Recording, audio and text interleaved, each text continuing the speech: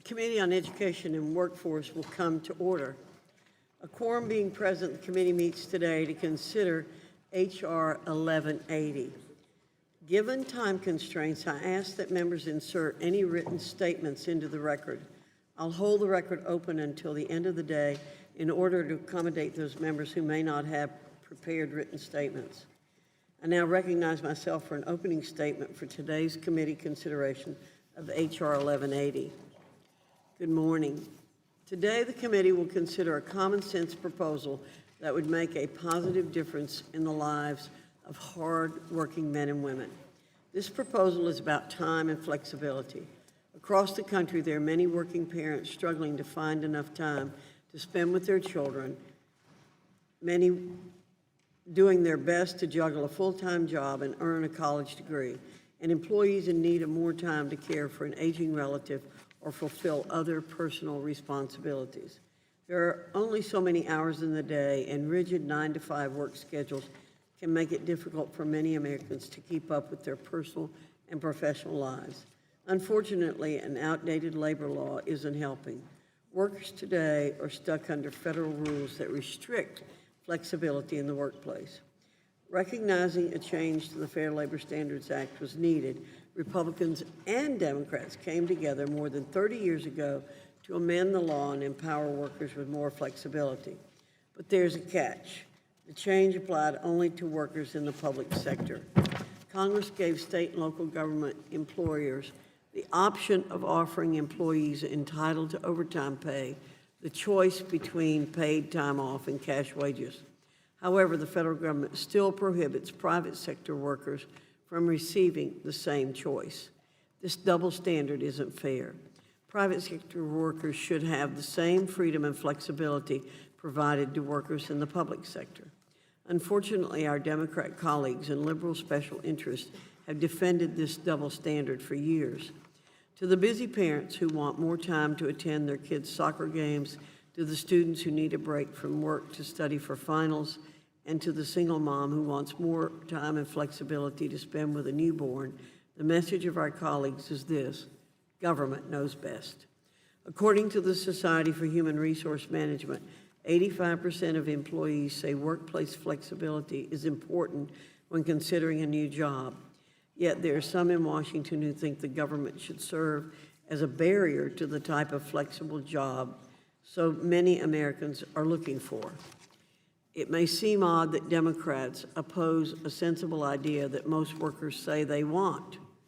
Those aren't my words. Surprisingly, those are words from a New York Times editorial published in 1997. The Democrats' logic simply doesn't make sense. Why are so-called progressives clinging to a policy from the 1930s that prohibits private sector workers from exercising the same choices available to government workers? The answer is big labor. Powerful union bosses believe workers should be denied this choice. So too do Democrats in Congress. They haven't always taken such an extreme approach. During his nomination acceptance speech, former President Bill Clinton said we should pass a law that, quote, allows employees to take their overtime pay in money or in time off, depending on what's better for their family.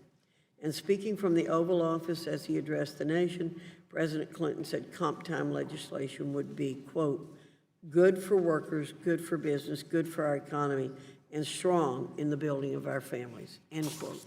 But today, my colleagues on the other side of the aisle believe Washington knows what's best for families. They believe the federal government should have control over people's time and work schedules. They will not stand up to special interest groups.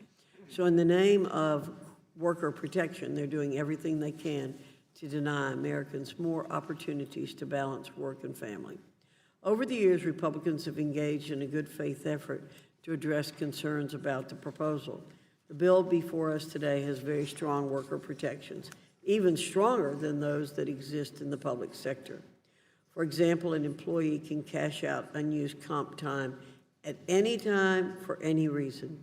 This bill puts workers in control over their earned time off, and they can switch back to receiving cash wages for overtime hours whenever they choose.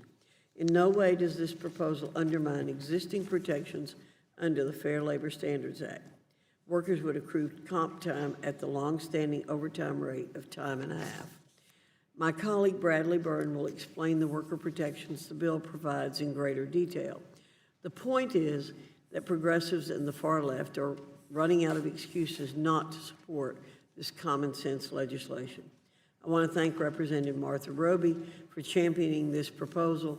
It represents a positive step to improve the quality of life of hardworking Americans. I hope Democrats and Republicans can come together and finally provide workers with the choice, flexibility, and freedom they deserve. I now yield to Ranking Member Bobby Scott for his opening remarks.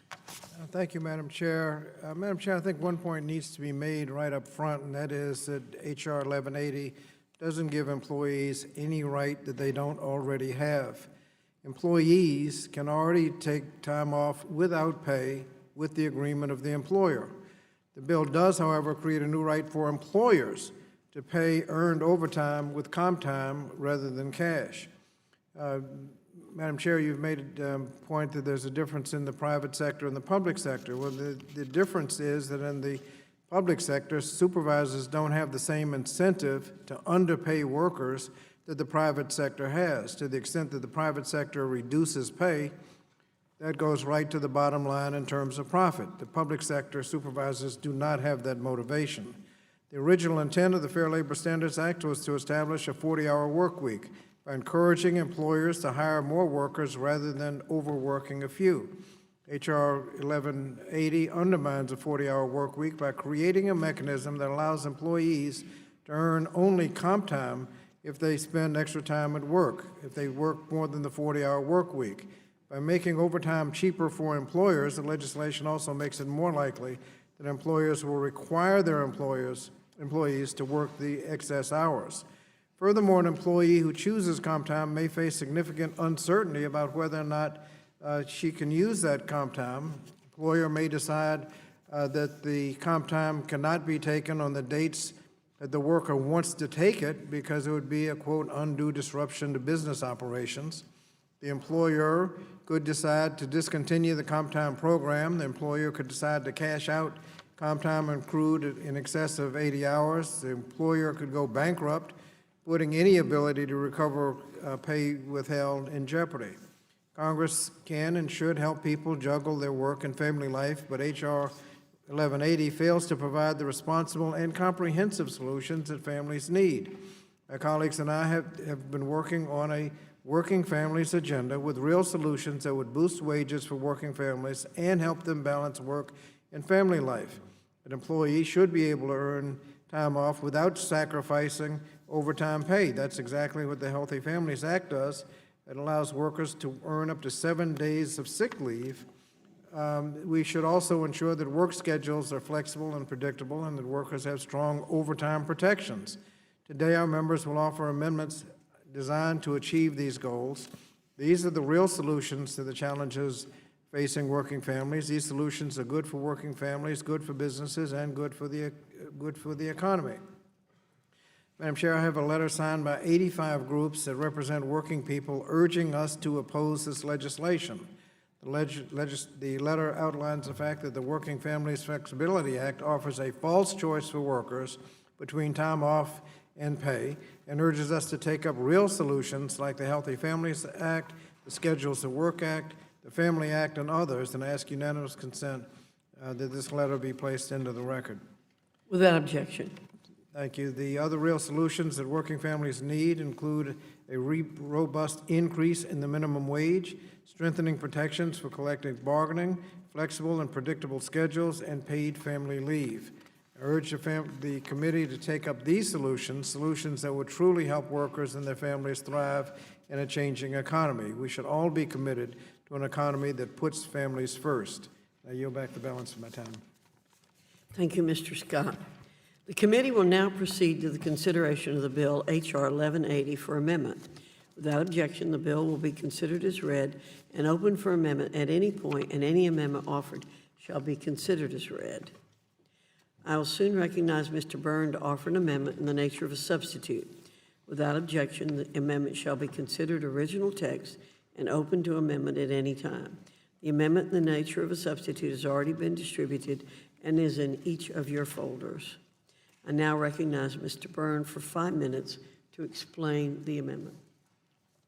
Thank you, Chairwoman Fox. I am proud to co-sponsor this legislation with my Alabama colleague, Representative Martha Roby, and I appreciate the opportunity to discuss the bill today. This bill is about empowering workers and families. It's about giving moms and dads more flexibility to meet the demands of work and raising a family. And it's about taking power out of Washington and putting it into the hands of individuals. For decades, Congress has tried to provide private sector workers with the same flexible benefits enjoyed by public sector workers. And as Chairwoman Fox mentioned, even former President Bill Clinton supported an effort to allow private sector workers to choose between paid time off and cash wages as compensation for overtime. The first proposal was introduced in the 1990s, but it's gone through significant changes since then. Democrats and labor unions raised concerns that private sector workers needed stronger protections than public sector workers. Republicans listened, and ample changes have been made over the years to enhance safeguards for workers. The bill would ensure the decision to receive comp time is completely voluntary. For example, the bill requires a written agreement between each worker and their employer, a provision backed by President Clinton. If the employee changes his or her mind, they can switch to receiving cash wages whenever they choose. Workers have control over when to use their comp time. Employees can use their paid time off as long as reasonable notice is given and the request doesn't unduly disrupt the workplace. This is the same common sense standard used in the public sector. It's the same standard used under the Family and Medical Leave Act, and I imagine it's the same standard used in each of our congressional offices. In the past, Democrats expressed concerns that workers would accrue too much comp time. Once again, Republicans listened and set the maximum accrual at 160 hours, which is less than what's allowed in the public sector. Additionally, employees have the right to cash out their comp time at any time for any reason. If they have unused hours at the end of the year, they would receive a cash payment. Democrats have also voiced the need to protect collective bargaining agreements, which is why this bill requires both the employer and the union to agree on comp time. Some fear workers would be forced to accept comp time instead of cash wages. But this bill explicitly prohibits intimidation, threats, or coercion in any form. Employers who take advantage of their employees would face the same penalties as they would for other wage violations. Employers found in violation of the law would be liable for double damages and any attorney fees incurred by the employee. As is the case with any overtime violations, employees also have the right to file a charge to the Department of Labor at no cost. As a labor attorney who has worked with employers on these issues for years, I can say that no sensible employer would take advantage of an employee and risk double damages, exorbitant attorney's fees, and a legal battle with the federal government. This is a very thoughtful proposal that is carefully drafted to protect the rights of workers. It strikes an important balance between putting workers in control and ensuring employers can successfully offer more flexibility to their employees. To members who are still skeptical, please know this legislation reflects President Clinton's recommendation to include a sunset provision. 5 years from now, Congress would have to pass this legislation again. Before the sunset, members would receive a report from the Governmental Accountability Office on the impact of comp time. We will have the opportunity to review the real-world effect of this legislation and make any changes if needed. All we're trying to do here is give workers a choice. Policies written in the 1930s that are out of step with the needs of the 21st century workforce shouldn't stand in the way of flexibility for workers and their families. Neither should so-called progressives who have had their concerns answered and addressed. The substitute amendment I'm offering makes technical changes to the underlying bill. I urge all of my colleagues to support the Working Families Flexibility Act of 2017, and I yield back the balance of my time. Thank you very much, Mr. Byrne. Does any member seek recognition on the substitute? Move to strike the last word. You're recognized for 5 minutes. Thank you, Madam Chair. Madam Chair, the amendments are technical and clarifying, and so we would want to accept them, but I just wanted to make a couple extra points, and that is an employee who is overworked 1 week and entitled to overtime could be given time off the next week, and essentially that would mean that the overtime payment essentially evaporates. That would be up to the employer who's going to pick the employee who's going to put up with that and ingratiate himself to the employer, not the employee that would want the time and a half overtime. The gentleman from Alabama indicated the fact that this is similar to what's going on in the public sector. The public sector, there's significant litigation about when you can take it and when you can't. The idea that you can get double damages if you go to court, I mean, the amount of money you're talking about is only a couple $100. The fact that you get double damages is not, and you're going to sue your employer over a couple $100, that's not going to happen. And so the employee who's been ripped off is just going to be ripped off. I have no objection to the amendment in nature substitute, and yield back the balance of my time. Thank you, Mr. Scott. Does any other member seek recognition on the substitute?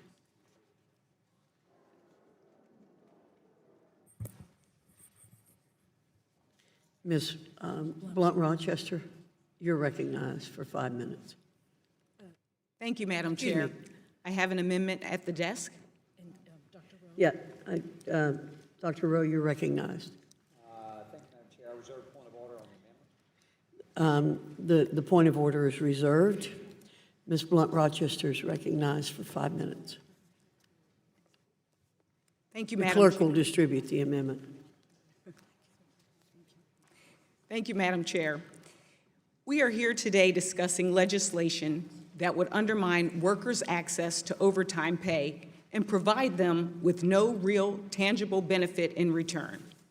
Instead of undermining employment protections like overtime pay that boost wages for working Americans, we should consider legislation that would provide working people meaningful flexibility. Instead, we should consider H.R. 1516, the Healthy Families Act. H.R. 1516 would provide workers with up to 7 paid sick days a year so that they can take care of themselves or a loved one. This bill would simply enable workers to earn 1 hour of paid sick time for every 30 hours worked. A key difference between these two bills is that under the Healthy Families Act, workers would not have to work more than 40 hours in a week to earn the right to take time off when they are sick. Workers would also not have to forfeit their hard-earned overtime in order to take time off when they are sick. Additionally, the Healthy Families Act makes it clear that an employer must allow the employee to take a paid sick day when they need it. H.R. 1180 puts the decision about whether to allow employees to take time off in the hands of the employer. Employers should not be in the business of judging if an employee is sick or not. This decision should rest solely with the employee and their doctor. My amendment, Madam Chair, would guarantee that only employees who have access to these comp time arrangements are those who already have at least 7 paid sick days. Ensuring true flexibility in the workplace begins by making sure that my constituents in Delaware do not have to make the impossible choice between their health and their paycheck. As state personnel director in Delaware, I was and still am proud that the state offers paid time off for employees when their family members or when they are sick. But over 41 million workers in the private sector, that's 31% of the private sector workforce, do not have access to paid sick leave. Among our lowest paid workers, 70% have no paid sick days. Providing paid sick days is not only good for thriving middle-class families, it is also good for businesses, public health, employees' morale, and our overall economy. Providing paid sick days increases the potential for illness to spread around the workplace and to other coworkers. According to the Institute for Women's Policy Research, if all workers had access to paid sick days, emergency room visits could decline by 1.3 million visits a year. This could potentially save $1.1 billion annually. If this committee is truly committed and concerned about American workers, we would not ask them to spend more time away from their families and forfeit their hard-earned overtime in order to take a day off when they are sick or need to care for a sick child. I yield back the balance of my time. Thank you, Ms. Blunt Rochester. Mr. Byrne, you're recognized for 5 minutes. Thank you, Madam Chairman, and I respect the gentlewoman, and I appreciate the thought that she's given to this, but once again, what we see is an effort to try to pick winners and losers. Perhaps just as troubling, this amendment reflects an obsession by our colleagues to micromanage the nation's workplace. We tried that heavy-handed approach for years under the Obama administration, and it led to stagnant wages, sluggish job growth, and an anemic economy. In the name of protecting workers, the left's Washington knows best approach always results in more pain and anxiety for hardworking Americans. This amendment would promise more of the same. This is not a serious attempt to improve the bill. Indeed, it is an attempt to deny workers the freedom and flexibility to do what's best for themselves and their families, for them to make that decision, not somebody else. I urge my colleagues to empower America's workers and families by rejecting this amendment and supporting the underlying bill, and I yield back the balance of my time. Thank you, Mr. Byrne. Mr. Scott, you're recognized. Thank you, Madam Chair. Madam Chair, this amendment represents my view that every worker in the United States needs to be able to take a sick day off when they need one. For low-wage workers who lack paid sick leave, just a couple of days in the hospital could jeopardize their family's entire financial security. But paid sick leave also needs guarantees like those provided in the Healthy Families Act and provided in close to 40 in state local laws and are provided in this amendment. I would hope we'd adopt the amendment to protect workers when they get sick, that they would be able to take off as they need it. Thank you, Mr. Scott. Does any other member wish to speak on the amendment? The amendment is germane, and so I will withdraw the point of order.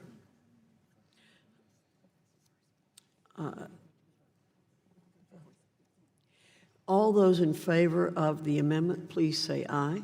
Aye. Those opposed, say no. No. In the opinion of the chair, the noes have it. Mr. Scott? Madam Chair, I'd like a recorded vote. I don't know if you're going to roll the votes. We will roll the vote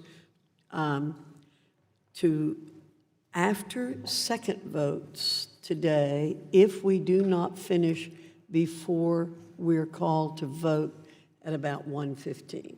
So just let members know, if we have time, we will vote before we go to votes. If not, we will come back late this afternoon after second votes.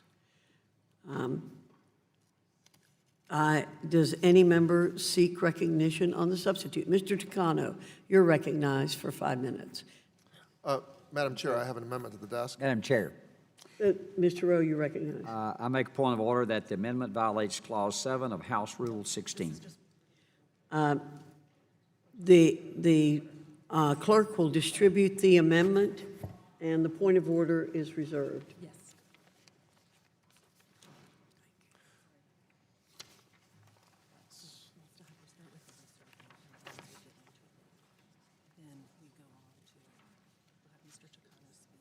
Mr. Tucano, you're recognized for 5 minutes to explain the amendment. Thank you, Madam Chair. Well, the only thing the legislation before us today would do is provide a mechanism for employers to strip workers of their overtime pay in exchange for the possibility that they may be able to take paid time off at some point in the future. Under this bill, an employer could delay paying an employee overtime for up to 13 months. This bill would create scenarios in which an employee accrues overtime, but instead of getting paid for those overtime hours in cash in her next paycheck, the employer can defer those overtime payments for more than a year. When her employer holds on to her paycheck, she doesn't earn interest on the overtime pay, and when she wants to take the comp time and get paid, there's no guarantee her employer will let her take the time off and get her money when she needs it. Hardworking Americans can't afford to take a pay cut, but that's all this bill gives them.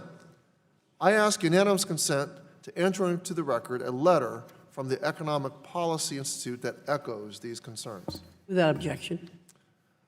H.R. 1180 diminishes overtime protections for working people, and it gives them nothing concrete in return. Instead of debating legislation that would undercut workers' overtime rights, we should be working to strengthen overtime protections guaranteed under the Fair Labor Standards Act. The FLSA was enacted to prevent employers from overworking their employees and to ensure that working people received premium pay for the hours over 40 that they worked in a week. But because the rules dictating who can earn overtime have been allowed to woefully fall out of date, millions of hardworking Americans are working overtime and not getting paid. For far too long, we have let the bedrock worker protections that make the economy fair for everyone wither, leaving millions of Americans working harder than ever for very low pay. Congress intended the FLSA to protect and expand the middle class, and for a long time, the overtime regulations were consistent with that goal. The salary threshold was set at a meaningful level initially and kept relevant through consistent updates. It was updated 7 times between 1938 and 1975. But it's only been updated once in the past 40 years, in 2004, and that increase was far below the historical average. In 1975, 65% of salaried workers fell below the salary threshold, making them eligible for overtime pay. Today, it only covers 7%. Too many workers are deemed salaried and then work 50, 60, or even 70-plus hours a week, working the last 10, 20, or 30 hours for no pay at all. Some of these workers wind up earning below the minimum wage when all of their work hours are taken into account. That is wrong. And I believe that when you work extra, you should get paid extra. Madam Chair, my amendment will strengthen the overtime protections for millions of working people by updating the salary threshold to ensure that workers making $47,476 and below are guaranteed access to overtime pay.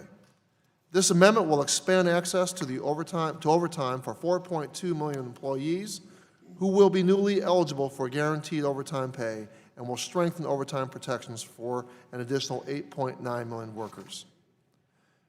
Now, the American people deserve real solutions they can count on. They need strengthened rights to overtime pay, not an IOU for time off in the future that they may never be able to use.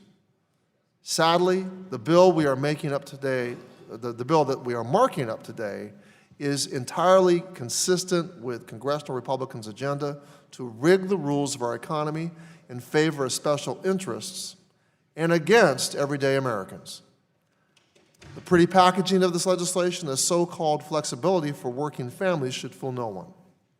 This is just another attempt to take money out of workers' paychecks. Now, I urge my colleagues to support real, meaningful protections for American workers by supporting my amendment. I yield back the balance of my time. Thank you, Mr. Tucano. Dr. Rowe, you're recognized. I'll try this again. I make a point of order that the amendment violates Clause 7 of House Rule 16. Does any member wish to speak on Dr. Rowe's point of order? The chair is prepared to rule, but before I rule, I would like to make a couple of comments. For years, Republicans on this committee urged the Obama administration to engage in a thoughtful, responsible, and bipartisan effort to update federal overtime rules. The current system is not in the best interest of employers or workers. That's why many of us were disappointed when the Obama administration finalized an extreme partisan overtime rule that was ultimately rejected by the federal district court. Germaneness is construed narrowly in order to support informed consideration of legislation. The chair finds the amendment is beyond the bill's subject matter, which narrowly addresses comp time for employees of private employers. The amendment is a proposition on a subject different from that under consideration within the meaning of Clause 7 of Rule 16 of House Rules. Therefore, the amendment is not germane. The point of order is sustained. Mr. Scott. Madam Chair, for the supporters of this amendment, we'd like to challenge the appeal of the ruling of the chair. The vote occurs on, Mr. Rowe.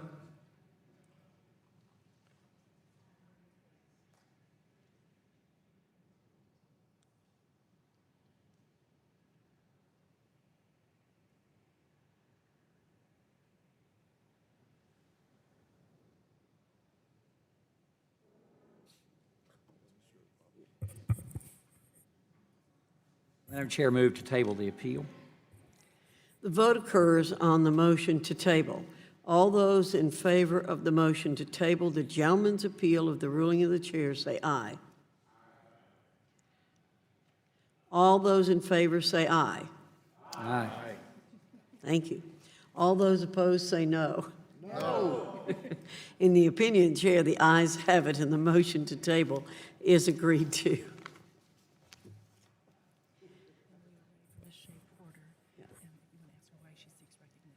All right. Does any member seek recognition on the substitute?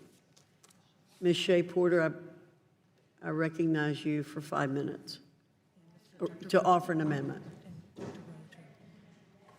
Dr. Rowe, I recognize you. Amendment. Thank you. The clerk will distribute the amendment. Thank you, Madam Chair. You're recognized for 5 minutes.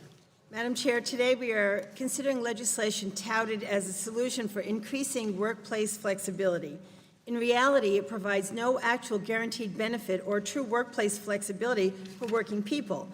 H.R. 1180, the Working Families Flexibility Act, would create an environment in which employees could feel real pressure to forego cash overtime pay in exchange for time off at a later date. The language of the bill does say that employees and employers must enter into these agreements in a voluntary manner. I also understand that the text of the bill prohibits employees from being coerced into these arrangements. However, the legislation does not take into account the very real power differential between a low-wage worker and his or her manager. The bill does nothing to provide and prevent an employee from being implicitly coerced into these arrangements. We've heard from witnesses time and time again in this committee who have testified to this fact. Let's think about what happens when one employee decides she likes a comp time arrangement and enters into such an agreement. Since this is the cheaper or no-cost option for the employer, who understandably wants to keep costs low, a clear incentive has been established for the employer to offer the extra hours to those employees with comp time agreements in place. In this same scenario, what happens to the employee who doesn't want comp time but instead needs to continue being paid his overtime in cash wages? What will naturally happen on the ground is that this employee will see his ability to work overtime diminish. This is implicit coercion. There are no protections in this legislation for that employee who wants cash overtime wages. This legislation provides no guarantee that the second worker in my scenario will continue to receive overtime work. There's no guarantee that employers will not preferentially assign overtime work to employees who choose comp time. The amendment I am offering today would, one, stipulate that there can be no such preferential treatment of comp time. Employers would be required to offer overtime work both to those who want comp time and those who want overtime pay. My amendment would also strike the provision allowing employees to convert comp time hours accrued over 80 hours into cash. This provision in the bill actually increases uncertainty and instability for working people. If an employee has voluntarily opted into a comp time agreement under this legislation with the assumption that she will be able to accrue 4 weeks off, she should be guaranteed that time.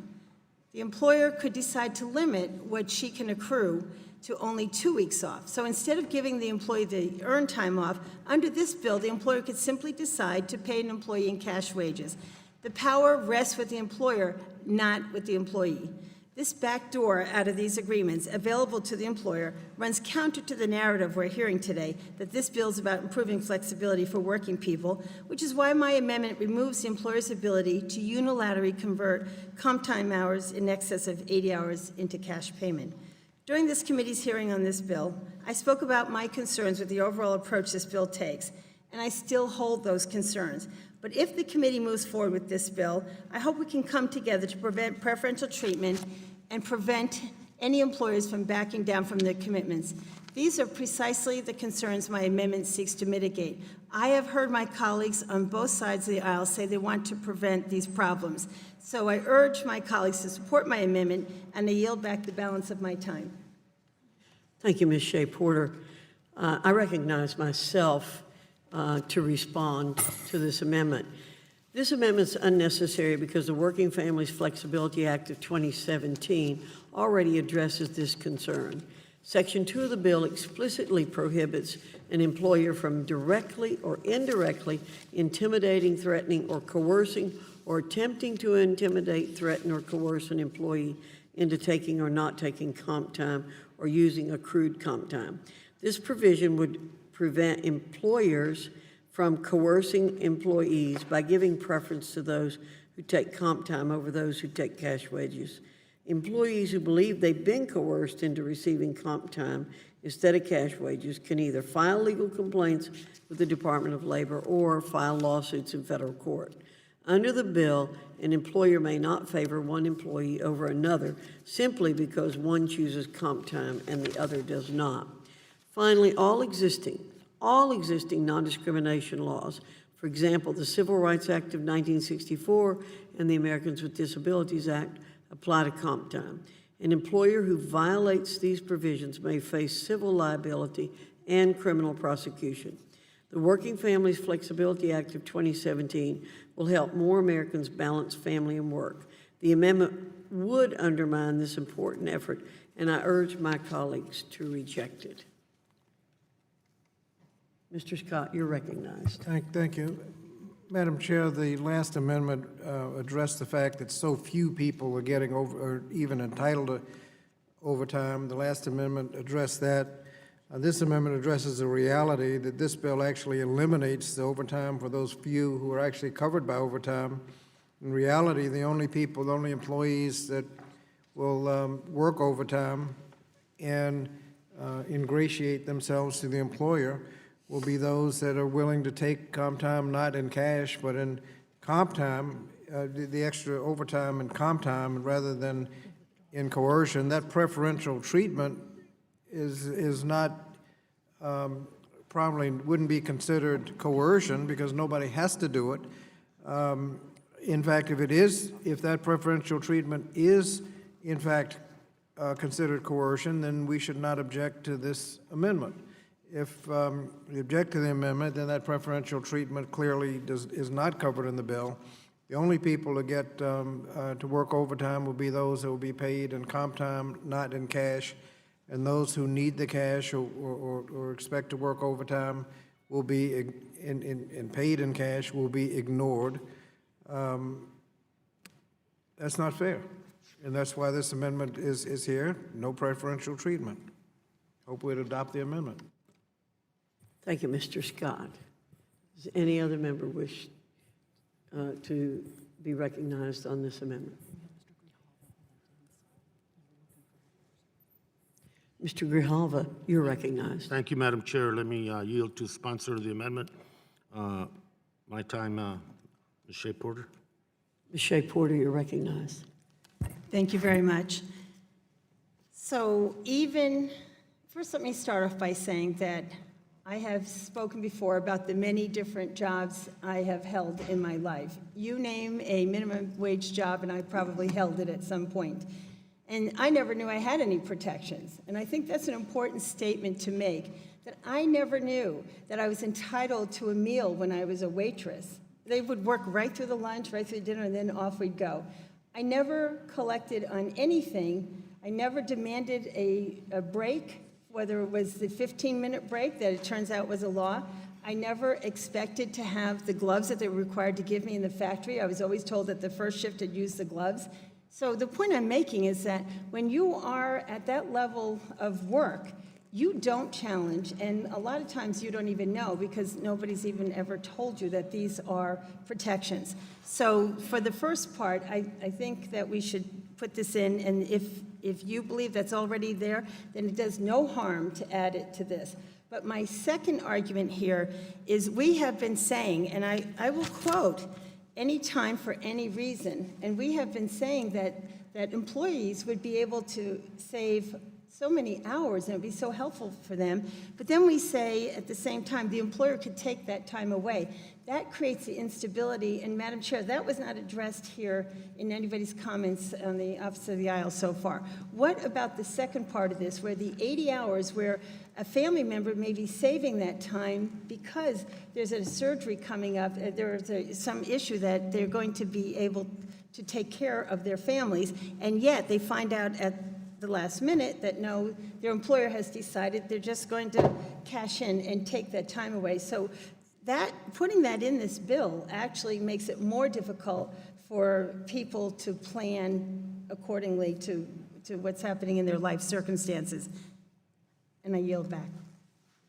Madam Chair?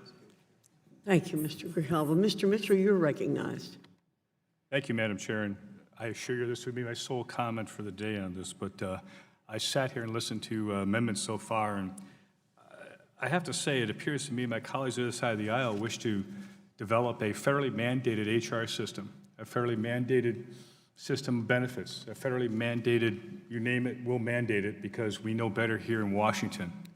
The reason I came to this group after being retired was I was appalled with what we've done to the economy, what we've done to employers, what it's done to our growth rate, which has been anemic. Yet we now make another effort to define further who should get the overtime, how it should be done, categories of employers. I managed a business for 35 years, and this is one more example of what the damage it will do.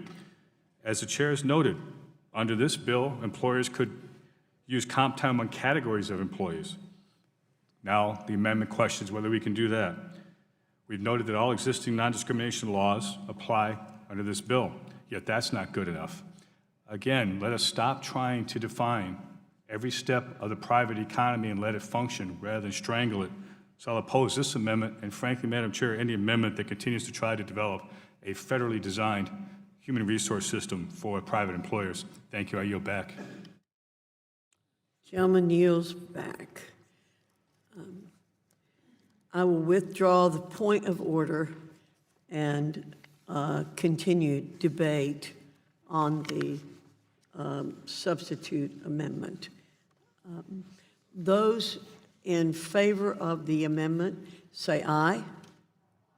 Aye. Those opposed say no. No. In the opinion of the chair, the noes have it. Mr. Scott. Recorded vote, Madam Chair. The vote will be in accordance with our rules. The vote will be rolled till later in the meeting. Does anyone seek recognition on the amendment? Ms. Bonamici, you're recognized.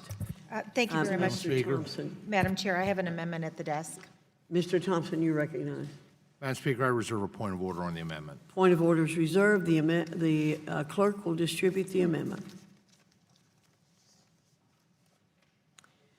Ms. Bonamici, you're recognized for 5 minutes. Thank you very much, Madam Chair. And I want to start by saying I really appreciate the effort of everyone here today to update our country's workplace policies to reflect the current workforce. However, this bill takes us in the wrong direction. Quite simply, my amendment protects workers' overtime wages and seeks to address one of the bill's major deficiencies. The Fair Labor Standards Act requires employers to pay workers their earned overtime in their next scheduled paycheck. The bill being marked up today, the so-called Working Families Flexibility Act, drastically alters that timetable in a way that's harmful to workers. Specifically, the bill before us permits employers to withhold earned overtime wages for more than a year. An employer could put workers' overtime pay into an account and pocket the accrued interest. Furthermore, nothing in the bill ensures that workers will receive the overtime wages they've earned if their employer goes out of business or files for bankruptcy.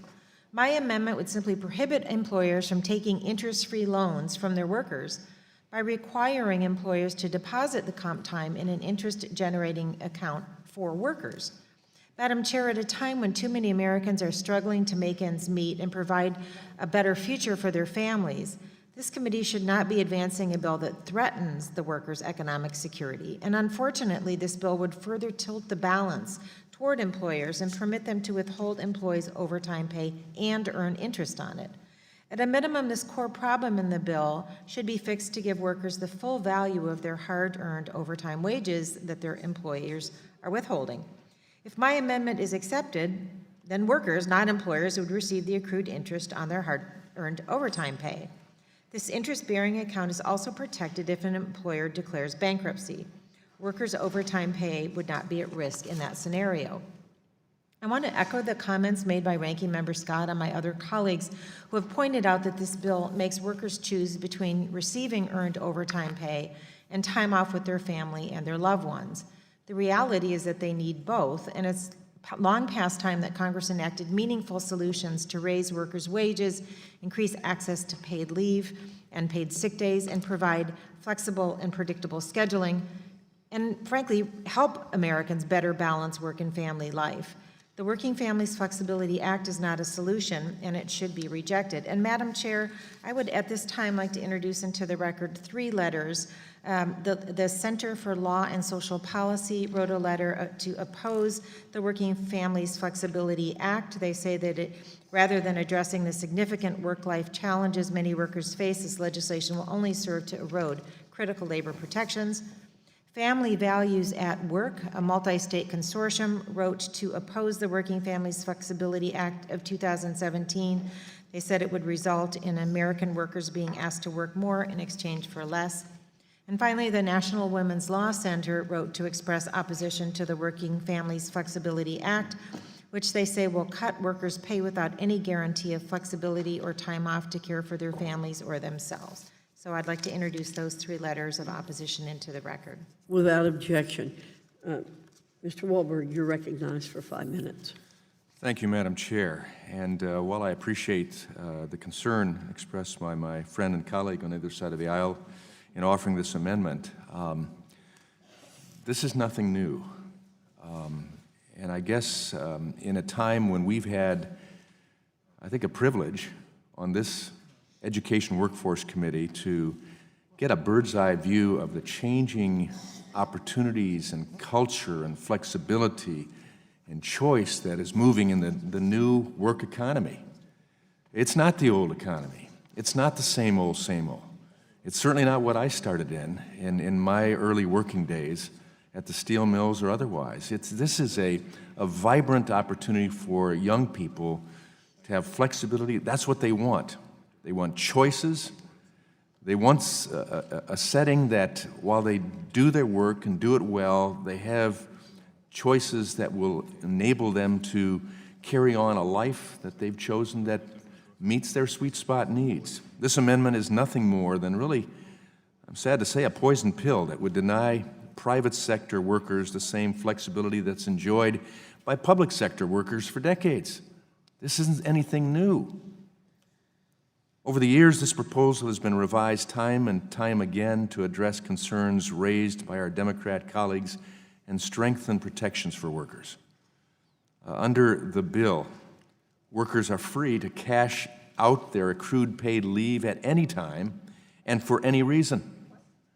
This puts workers in control of their comp time, whether they accrue and when and how they will use it.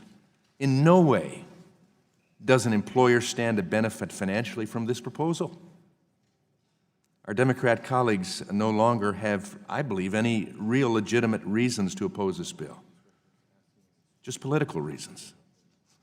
So their goal is to make the proposal so onerous and prescriptive that no worker would ever benefit from the flexibility comp time would provide. And that's what the workers are asking for.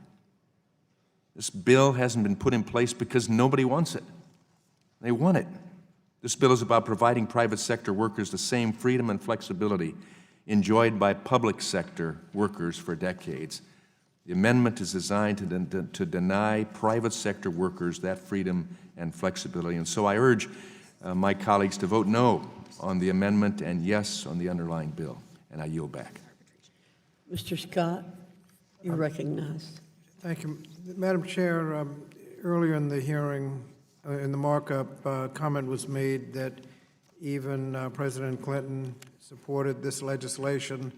I'd like to read from a statement of administration policy issued 3/19/97 from the Clinton administration. It says, the President will veto H.R. 1 if passed in its current form. The President will not sign H.R. 1 or any other comp time legislation unless it adheres to three fundamental principles: real choice for workers, 2, real protection against the employer abuse, 3, preservation of workers' rights. H.R. 1 purports to give working families greater flexibility. In reality, it grants employers more rights at the expense of working people. 1, H.R. 1 fails to offer workers real choice. In particular, H.R. 1 would allow an employer to decide when a worker could use his or her compensatory time off by disapproving such time off if the employer claims it would, quote, unduly disrupt its operations. In addition, H.R. 1 would permit an employer to cash out a worker's earned compensatory time over 80 hours. That's in this bill. Another point, H.R. 1 fails to protect workers against employer abuse. For example, H.R. 1 offers inadequate protections for vulnerable workers and part-time, seasonal, and temporary employees, including garment and construction workers and those who are employed in industries with histories of Fair Labor Standards Act violations. H.R. 1 would also fails to prohibit employers from substituting compensatory time off for paid vacation or sick leave benefits. Furthermore, H.R. 1 lacks meaningful remedies for workers when employers penalize them for electing to receive overtime pay in lieu of compensatory time off. In addition, H.R. 1 contains inadequate worker safeguards in cases where an employer goes bankrupt or out of business. That's still true in this bill. And finally, the H.R. 1 fails to preserve workers' rights. Workers who take compensatory time off can be forced to work additional overtime in the same week, even on the weekend, without being paid overtime premium pay. That's still in the bill.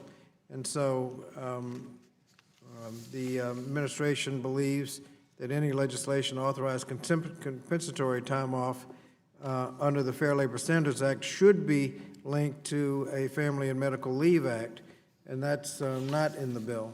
And so when you say the Clinton administration supported the legislation, they don't support it in the form it was in then and the same form that it's in now. I yield to the gentleman from Illinois. Gentleman's recognized. Thank you, Madam Chair, and thank you, Ranking Member Scott. Sorry about that.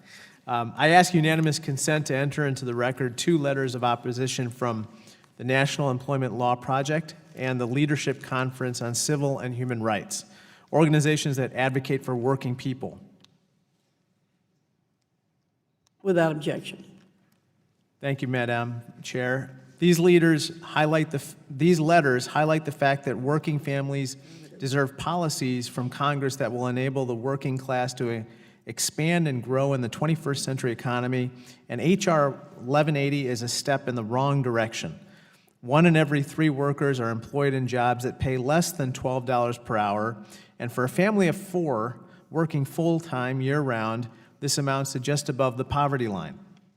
While I agree with increasing flexibility for employees, the way to truly help working families balance the demands of work and family in a 21st century economy is by passing legislation that raises the minimum wage, expands access to overtime pay, and guarantees family and sick leave. I yield back the balance of my time. Chair, I yield back. Thank you. Mr. Norcross, do you seek recognition? Yes, I move to strike the last word.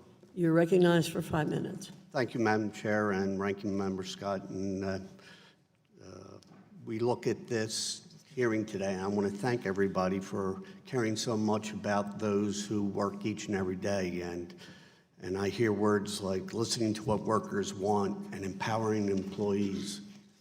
And I invite my colleagues to listen to them because they want an increase in minimum wage. So I'd love to sit down with you and introduce that bill that raises the minimum wage to $15 an hour, because I'm hearing that from you.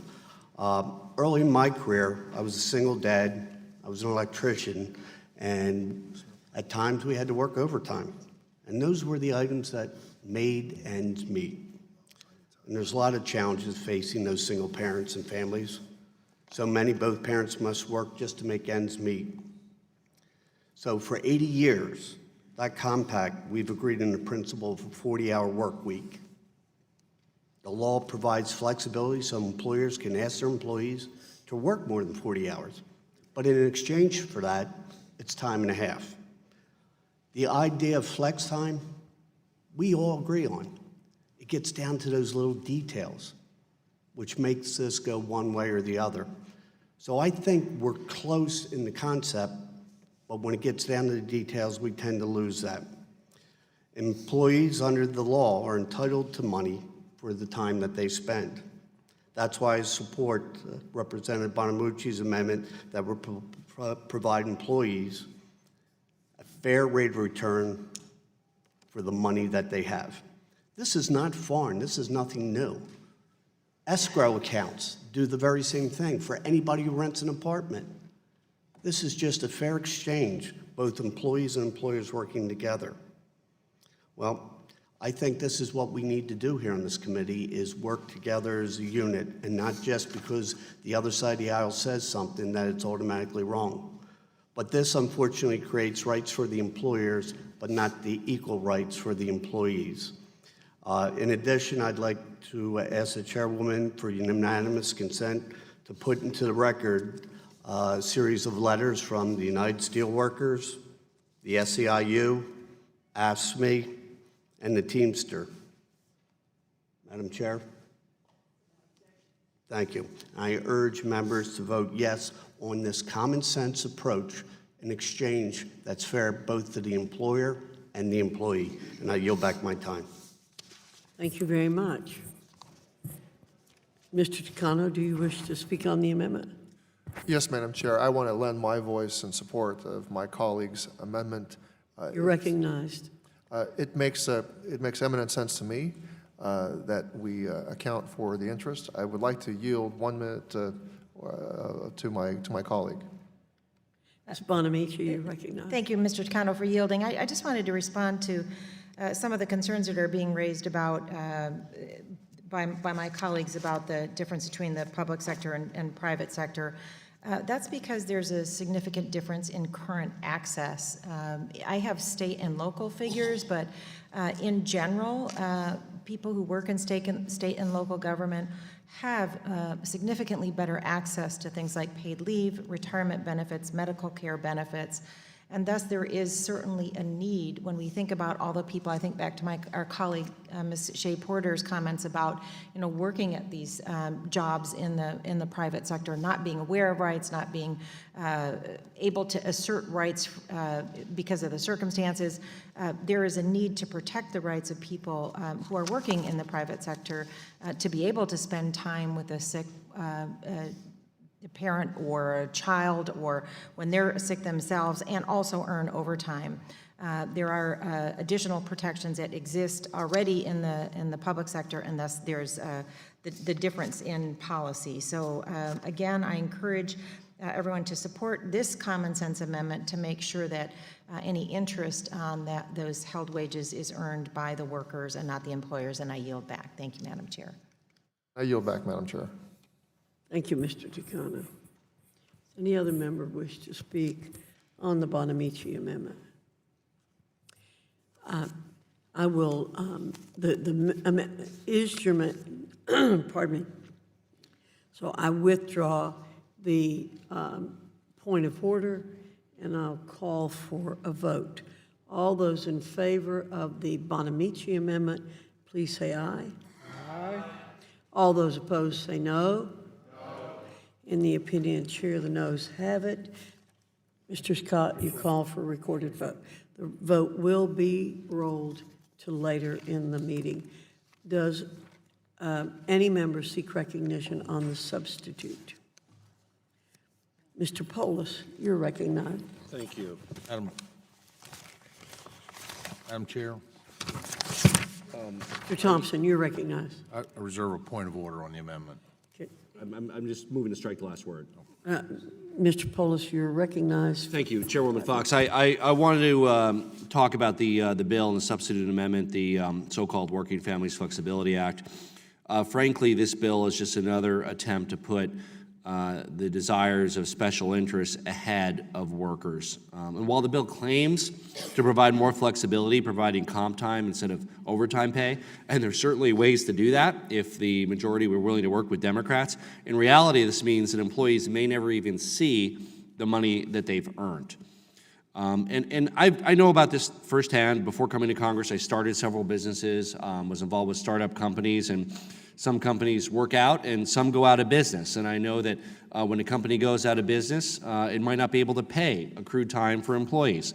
I know that employees would prefer receiving their hard-earned pay in their paychecks. In the startup economy, many companies don't work out, and for employees with comp time at a company that goes out of business, it's not just that their pay is delayed, they actually never get it. You're asking employees to roll the dice with the success of the company, relying completely on the actions of the executives as to whether they'll actually ever be paid. Unfortunately, this bill is another example of a real misguided priority. What Democrats are proposing through a number of bills would really put workers first. For example, when we're talking about overtime, let's talk about the overtime salary threshold. It's a long overdue update. It would make 4.2 million workers eligible for overtime pay that they truly deserve and have truly earned. We failed to keep up with inflation with regard to the threshold. Democrats have also proposed legislation providing paid sick days and paid maternity and paternity leave. We invest in workers, and this bill, unfortunately, prefers the interests of big businesses and unscrupulous big businesses over those of employees. Look, I think we need legislation that truly puts workers first. If this bill puts workers first, which is what the Republicans claim, why do workers' groups almost uniformly oppose this bill? It's like, please don't give us the ability to deprive us of our overtime pay, is what employees are saying, and yet this is being foisted on workers by the Republican majority. I strongly join my Democratic colleagues in opposing the bill. It was a bad idea last time it came up. It's a bad idea this time it comes up. We need to make sure that people get the overtime they deserve. There's absolutely reasonable changes to overtime that I would be happy to work on with Republicans. I know many of my Democratic colleagues would be, including flexibility that actually works for workers, but not flexibility that's unilaterally determined that our employees might never see the work that they've earned. And obviously, we've made no progress in this bill in raising the threshold. I oppose the bill, I oppose the substitute amendment, and I yield back the balance of my time. Thank you, Mr. Polis. Mr. DeSaulnier, do you have an amendment to the substitute amendment? Thank you, Madam Chair. Yes, I have an amendment at the desk. Mr. Thompson, you're recognized. Madam Chair, I reserve a point of order on the amendment. Thank you. The clerk will distribute the amendment, and Mr. DeSaulnier, I recognize you for 5 minutes. Thank you, Madam Chairwoman. And I understand from our colleagues on both sides that we're trying to strike a balance. I'm proposing an amendment that, from my perspective as a former worker, a manager, and an employer in the service industry, and as someone very familiar with doing schedules and the values of doing them right and having managers who do that in the restaurant business, striking the right balance. In my experience, at least in Northern California, you can provide good flexibility for your workforce and still give them an optimal opportunity to contribute and be paid and compensated well and protect their basic rights. The amendment I offer today strikes all the text after enacting clause and replaces it with the text of the Schedules That Work Act. Workers need fair schedules. They need schedules that allow them to succeed at work and at home. Yet all too often, hourly workers get their schedules only a day or two before they must report to work. For some, the number of hours they are scheduled to work varies greatly from week to week, and this can cause significant fluctuations in their paychecks and in their personal lives. The Retail Work and Family Life Study found that unstable, unpredictable schedules impact workers' economic stability. The survey found that workers with a variable schedule are more likely to experience income volatility, have difficulty paying their bills, and have economic hardships. For instance, 53% of workers with variable schedule reported income volatility, compared with 42% of workers with regular daytime shifts. And when workers have no say in when they work, this makes it difficult to plan for childcare, elder care, school, or any other responsibilities outside of work. An analysis of the National Longitudinal Survey of Youth showed that nearly half of early career workers in hourly jobs reported that they had no say whatsoever in their schedules. These difficult scheduling practices are increasingly pervasive in retail, restaurant, and cleaning occupations, some of our economy's fastest growing and lowest paying jobs. Hardworking families in America should have some reasonable certainty about their work schedule that allows time to maintain other responsibilities. The Schedule at Work Act provides employees with that flexibility, predictability, and stability they need, while helping employers foster the stable work environment needed to run their business successfully. The Schedules at Work Act protects all employees from retaliation for requesting a more flexible, predictable, or stable schedule.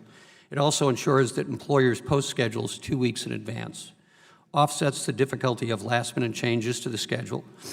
If an employee is sent home early from work without being paid for the hours in the employee's scheduled staff shift, the legislation requires a minimum of 4 hours of pay or the amount of hours in the employee's shift, whichever is less.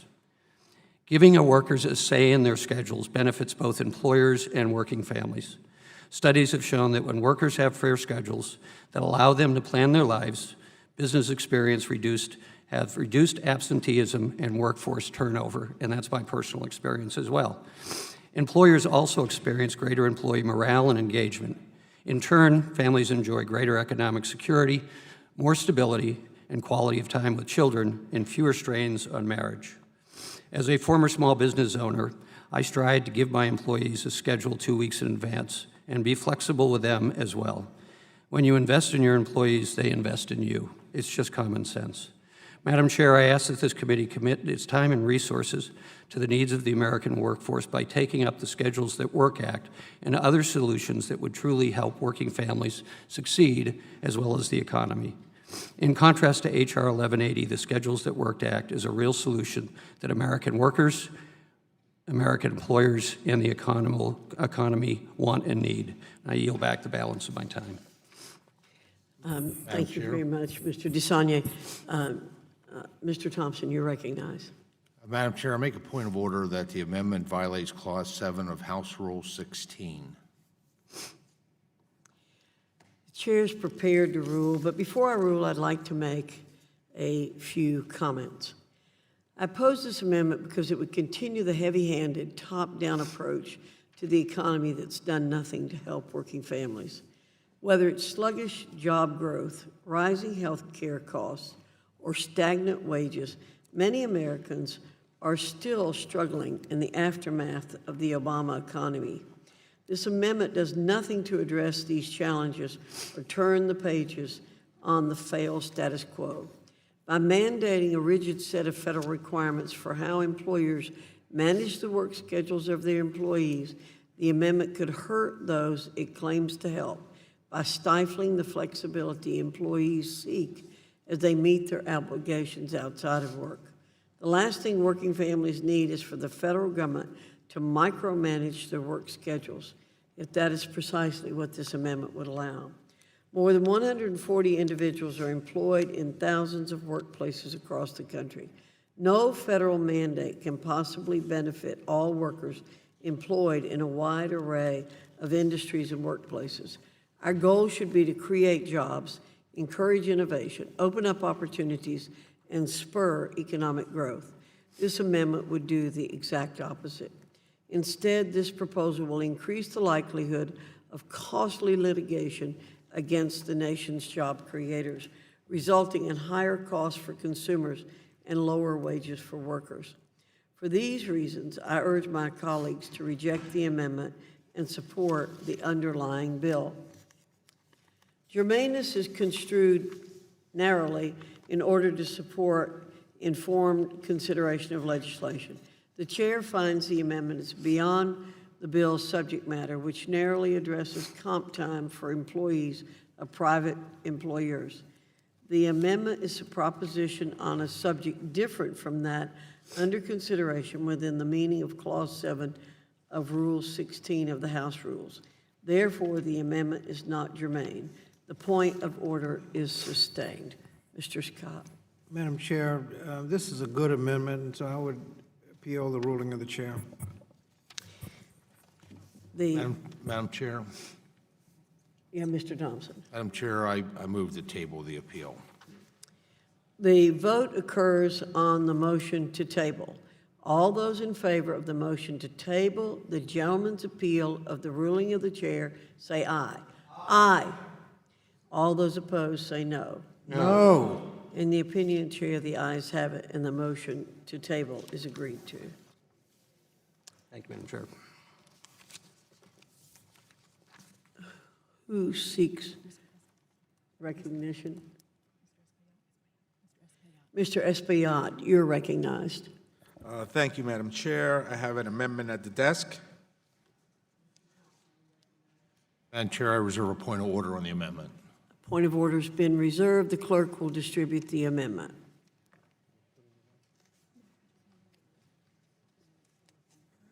Mr. Espaillat, you're recognized for 5 minutes. Thank you, Madam Chair.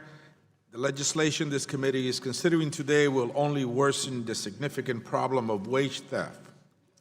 Violators of our wage and hour laws do not need another way to cheat workers out of their pay, but that's exactly what H.R. 1180 gives them. The problem of wage theft has reached epidemic proportions. From 2009 to 2015, the Department of Labor recovered over $1.5 billion in back wages for over 1.7 million American workers. This amount is merely a fraction of the total amount of wages that are stolen from workers each year. The Economic Policy Institute has estimated that the total amount of wages stolen each year is $50 billion. And overtime violations, or the failure to pay time and a half to workers for hours worked beyond 40 hours in a week, are all too common. In Broken Laws and Protected Workers, a groundbreaking study of more than 4,000 workers from 2009, 76% of the low-wage workers surveyed who reported working overtime were not paid their overtime rate. And the Department of Labor has estimated that the failure to update the salary threshold under which workers are automatically entitled to receive overtime pay has left nearly 9 million workers vulnerable to being cheated out of their own overtime pay.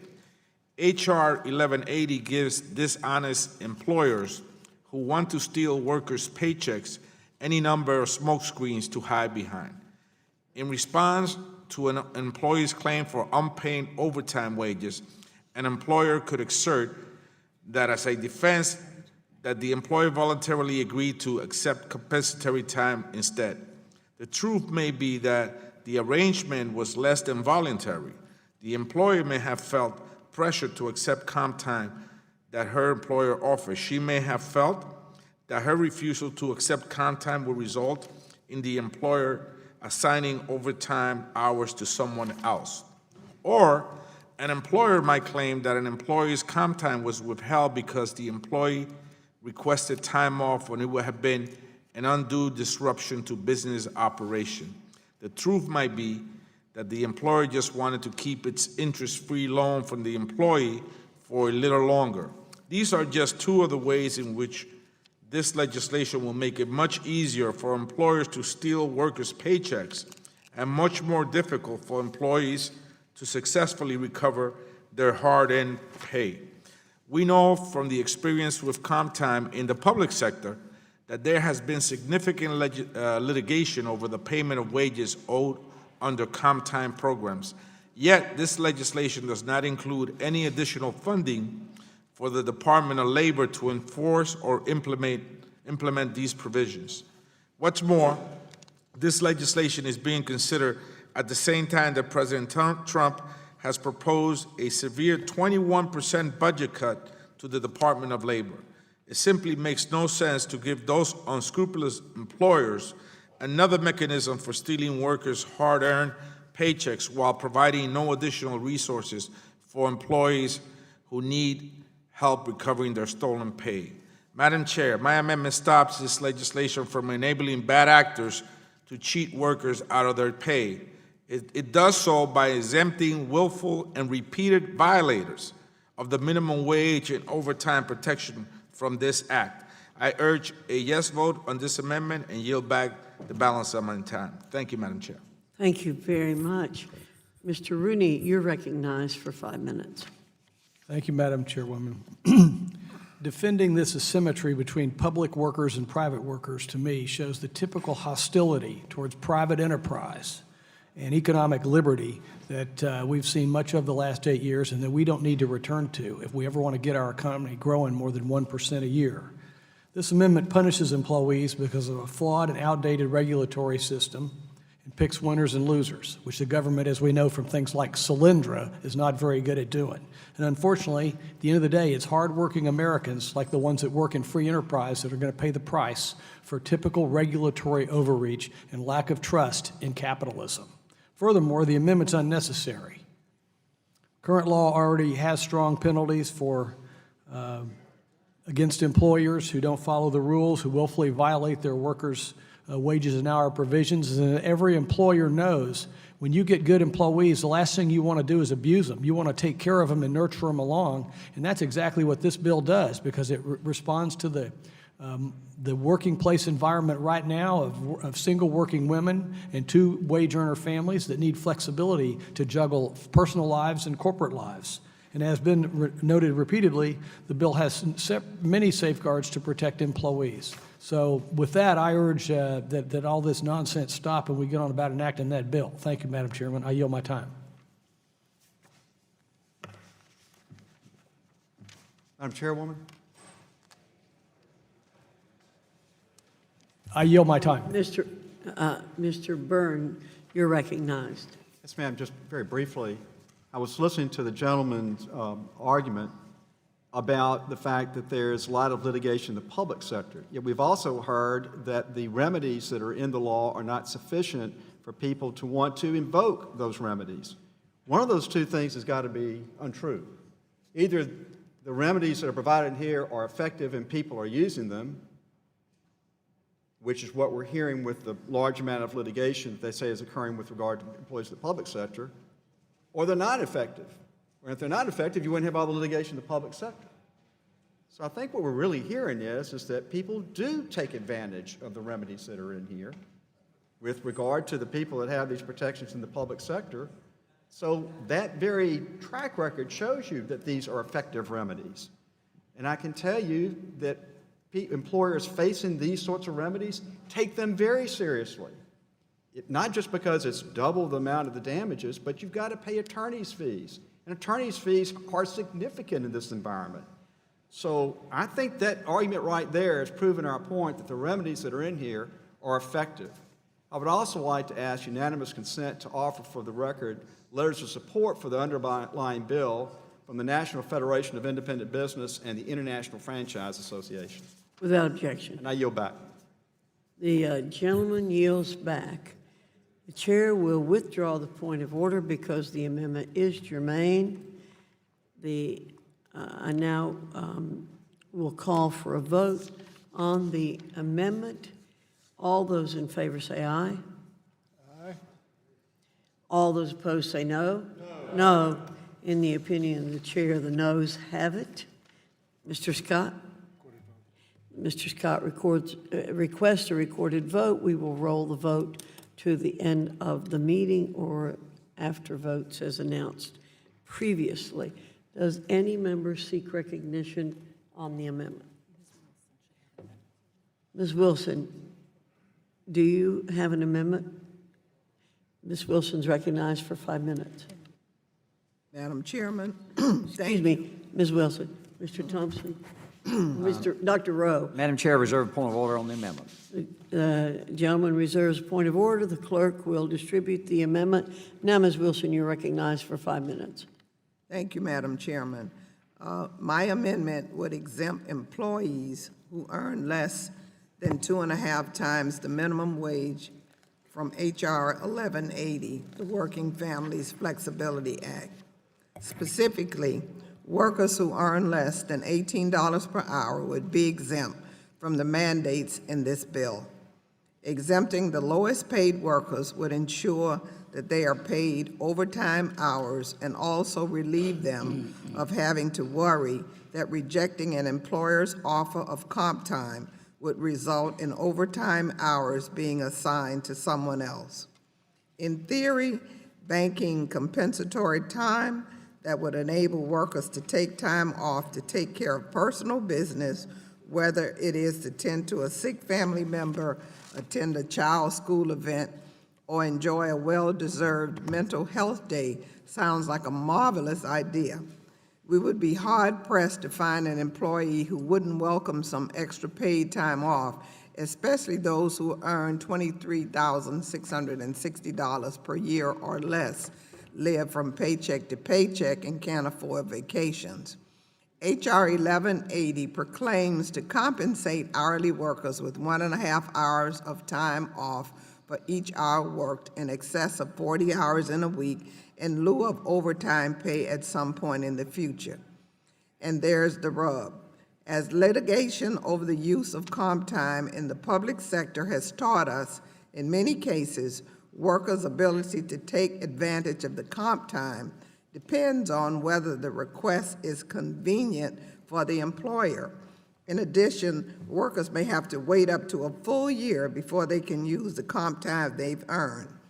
After troubling aspects of this legislation, another troubling aspect of this legislation is that while it states that workers voluntarily enter into a comp time in lieu of overtime pay agreements with their employers, it is both naive and unrealistic to believe that low-wage earners don't worry about the potential adverse consequences of choosing extra income over time off before making this voluntary decision.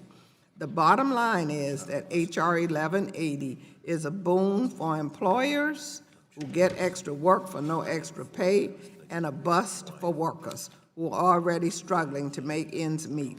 It denies parents opportunities to earn a little extra money for their families while also reducing their already limited time they get to spend with their children and spouses. Instead of forcing hard-working Americans to make yet another difficult choice when they're already dealing with heart-wrenching decisions like whether they can afford to lose a day's pay to take their child to the doctor or how to stretch an already lean meal to pay the rent, we should be working together to find solutions that will improve their lives. Solutions like the right to earn up to 7 paid sick days. Solutions like an increase in the threshold under which workers automatically qualify for overtime pay. Solutions like the Schedules That Work Act, which, if enacted, would help workers meet the dual demands of their jobs and families while promoting economic security. It's both good economics and the right thing to do. I yield back the balance of my time and urge my colleagues to vote yes on this amendment. Thank you, Ms. Wilson. Mr. Grothman, you're recognized for 5 minutes. Yeah, this is an unusual amendment. First of all, so we understand, this amendment deals with people making, say, less than $18 an hour, $18 an hour or less, which is a lot of people out there. Many people making this amount, like everybody else, sometimes would rather do something rather than spend more time at work. And a lot of times that's family time. I mean, it could be a leisure activity, but I can think of a lot of people who maybe want to do something with their children. Maybe they want to spend another day taking care of their children instead of sending their children to daycare.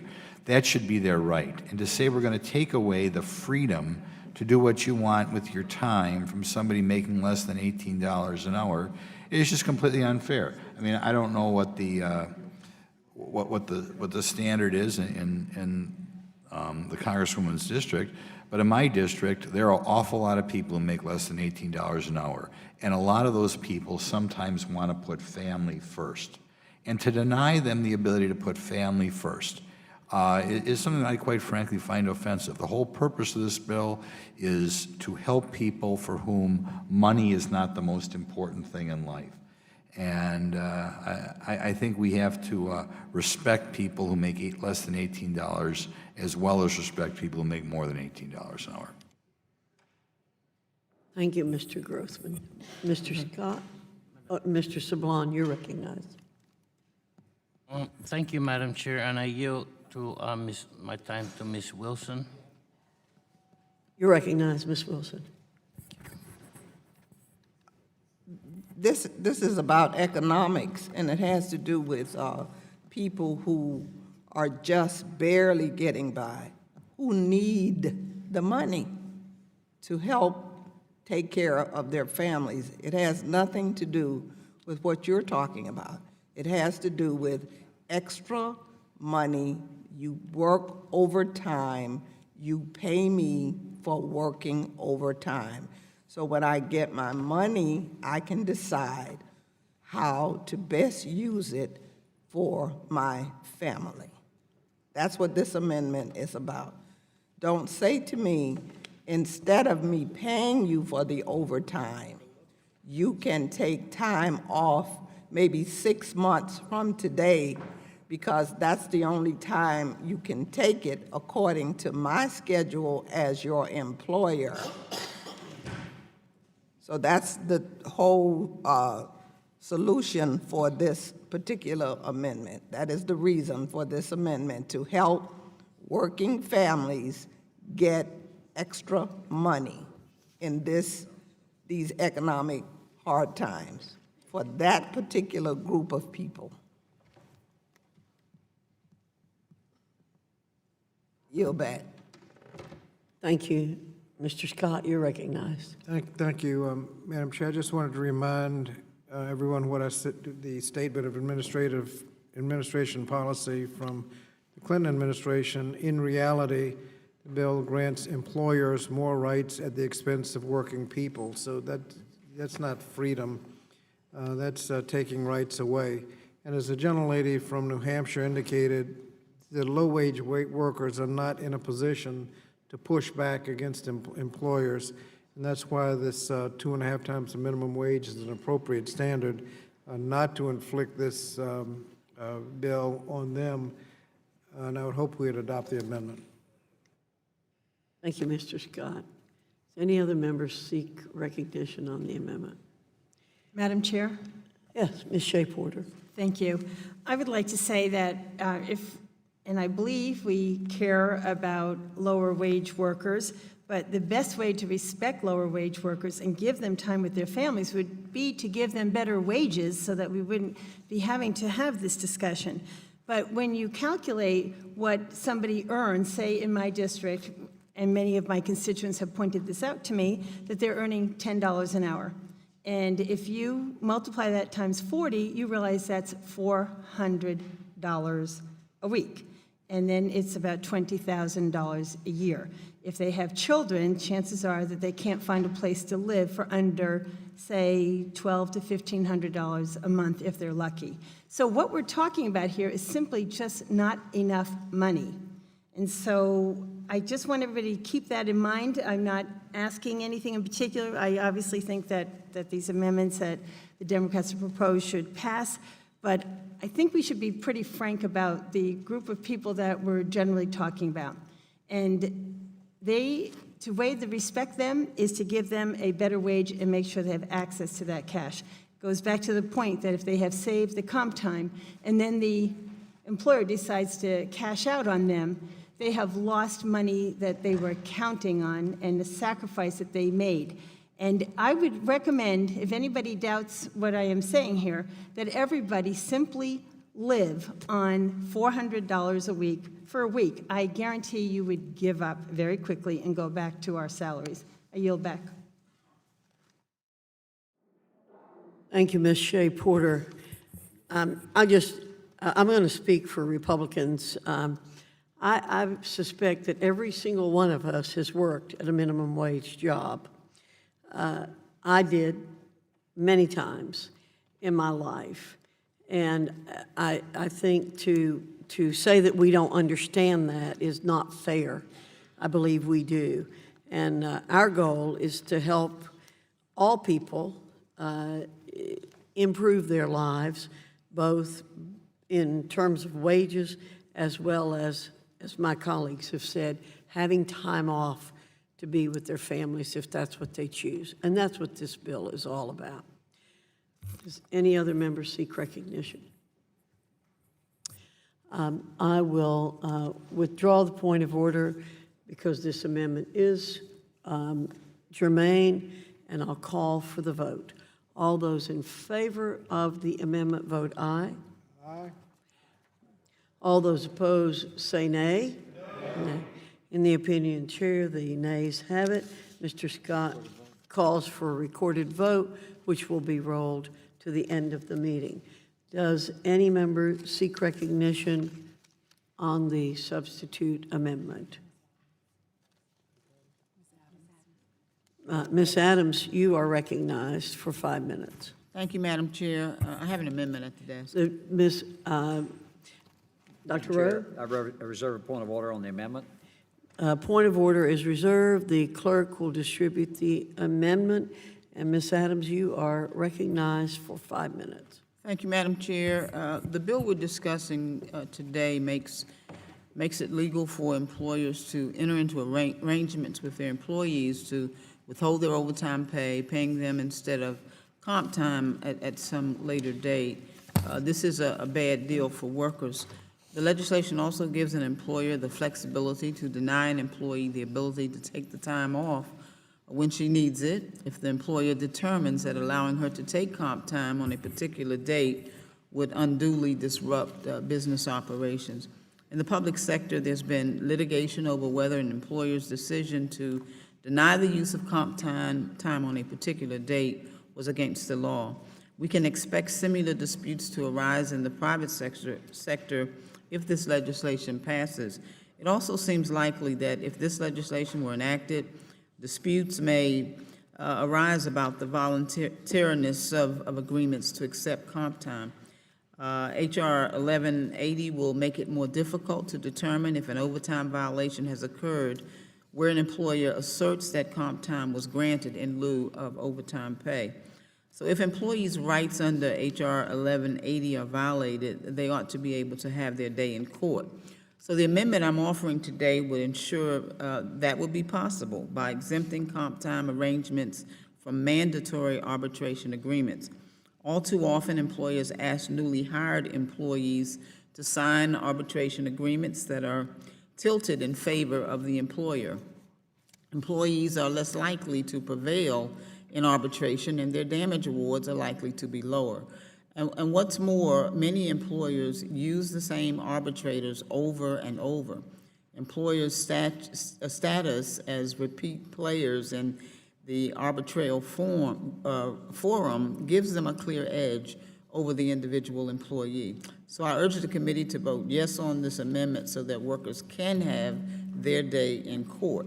I'm extremely concerned that this legislation does not provide the flexibility or the stability that working families need. Workers should not have to sacrifice their hard-earned wages to have time off from work. And if my colleagues on the other side of the aisle are truly serious about strengthening workplace protections for working people and promoting workplace flexibility, then we should consider legislation that would create good jobs with family-sustaining wages, including the Healthy Families Act, the Schedules That Work Act. We should also consider a robust increase in the federal minimum wage and expand overtime protections to millions of hardworking Americans. I yield back the balance of my time, Madam Chair, and I would certainly encourage my colleagues to support this amendment. Thank you, Mr. Adams. Mr. Byrne, you're recognized. Thank you, Madam Chairwoman. Both in my law practice representing employers, but also as someone that was trained as an arbitrator and who did perform arbitration as an arbitrator, I can tell you that in many instances, the employees preferred arbitration for two very important reasons. One, they got a quicker result. And a lot of times in these legal proceedings, and lawyers are some of the worst at this, of making things, string out, they got their stuff faster, whatever their remedy was. Secondly, arbitrators have more flexibility than judges do. And so an arbitrator can go in there and say, yeah, maybe there may be some legal reason why we can't do this, but I'm not really acting as a judge here, I'm acting as an arbitrator, and I can adjust things. And so where something doesn't fit right into sort of a very strict legal framework, an arbitrator can go in there and flexibly do whatever he or she wants. And oh, by the way, it's very difficult to overturn an arbitrator's award, almost impossible to overturn an arbitrator's award. So as someone that represented employers, I really was not all that wild about arbitration agreements. But some employers do it because they think it's good for their employees, and their employees like it. So we have a long history of arbitration in employment law, and it's benefited workers and employers, as I said. But we know that at the behest of some big union bosses, the Democrats have long opposed mutually beneficial processes for resolving workplace disputes. This amendment is yet another attempt to cater to the special interests of these unions that seek to maintain exclusive control over workers for their own benefit.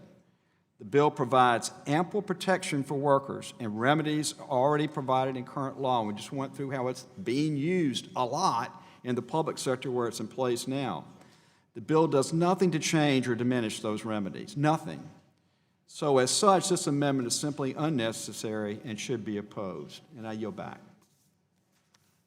Thank you, Mr. Byrne. Ms. Bonamici, you're recognized. Thank you, Madam Chair. I just want to state my support for Ms. Adams' amendment, and I appreciate my colleague, Mr. Byrne's experience as an arbitrator. I certainly understand and support alternative dispute resolution when there's a place for it, and there is. When there's equal bargaining power, like a dispute between businesses, one business and another business. But when we have such a disparity in bargaining power, and I can't think of an example where there's more disparity than a low-income worker and an employer, the workers are most at risk by this bill. In fact, this bill would force them to decide between taking care of a sick child or earning enough to pay their rent. So being put into an arbitration agreement with an employer when they don't have the ability to negotiate that arbitration agreement puts them at a disadvantage and is not an equitable way to resolve their dispute. So I support Ms. Adams' amendment and yield back. Thank you. Mr. Scott, you're recognized. Thank you, Madam Chair. I think the gentleman from Alabama is right that arbitration is probably the best in most cases. But when it's mandatory, employers will always be in the best position to stack the deck. They know who the arbitrators are, who sides with employers more often, who sides with employees more often. The employee, the only case they've got, may not be in a position to know. So when it's mandatory, it's always to the disadvantage of the employee, and that's all this says, that you can't have a mandatory arbitration agreement. If you want to do arbitration that's voluntary, they should be able to do it. But we need to reiterate the point that this bill does nothing to help an employee that the employee can't do already. If an employee wants to work overtime and get paid, and then in the next couple of weeks wants to take some time off without pay, that's up to them, and they can have it at a time when the employer agrees. Under this bill, if you're entitled to overtime, you get paid an IOU with time, and then at some time in the future when the employer agrees, you can use it. Your overtime is essentially evaporated. That's not fair, and that's what the bill allows the employers to do, and that's why under the position of the statement of administrative position in the Clinton administration said that you don't get anything you don't already have, and the employee actually loses under this legislation. I would hope we would adopt the amendment and then defeat the bill when it comes up. Thank you very much. Does any other member wish to speak on the amendment offered by Ms. Adams? Okay. The chair will withdraw the point of order because the amendment is germane. All in favor of Ms. Adams' amendment shall say aye. Aye. Those opposed say no. No. In the opinion of the chair, the noes have it. Mr. Scott requests a recorded vote, and it will be rolled to our vote schedule. Does any other member seek recognition on the substitute amendment?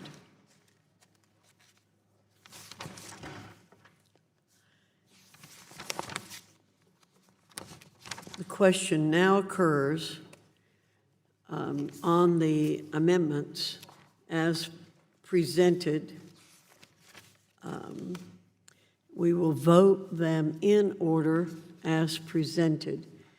And this will be a roll call vote.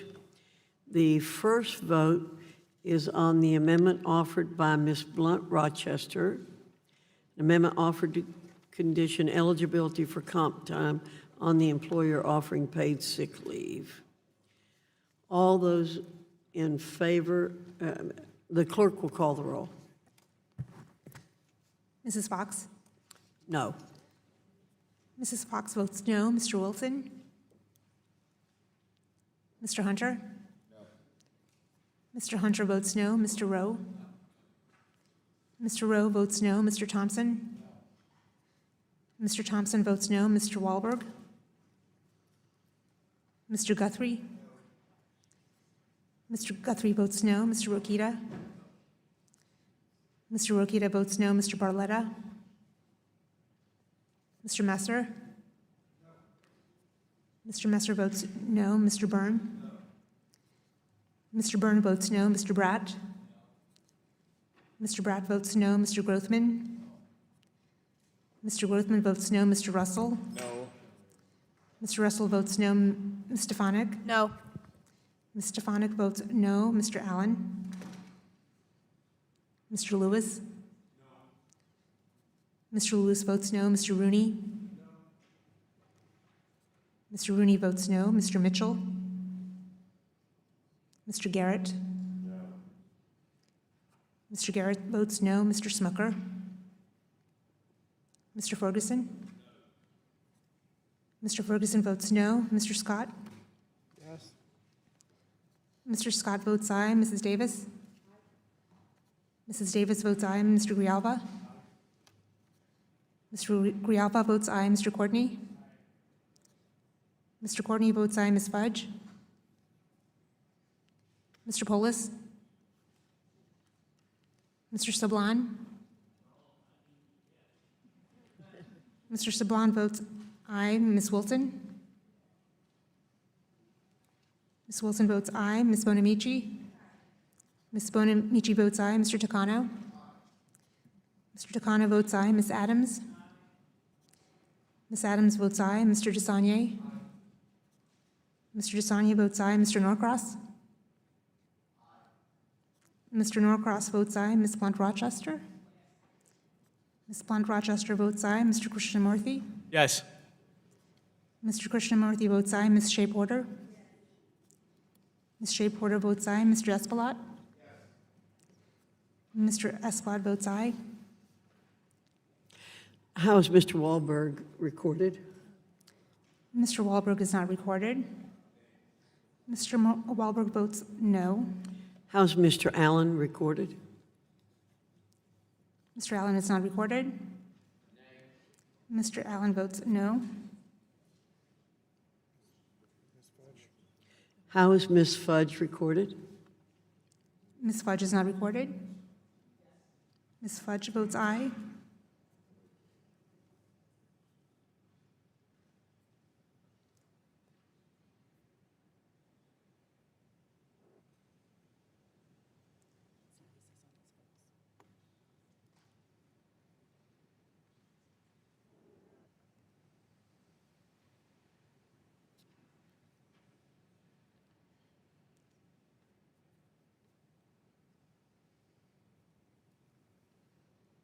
How is Mr. Smucker recorded? Mr. Smucker is not recorded. Mr. Smucker votes no.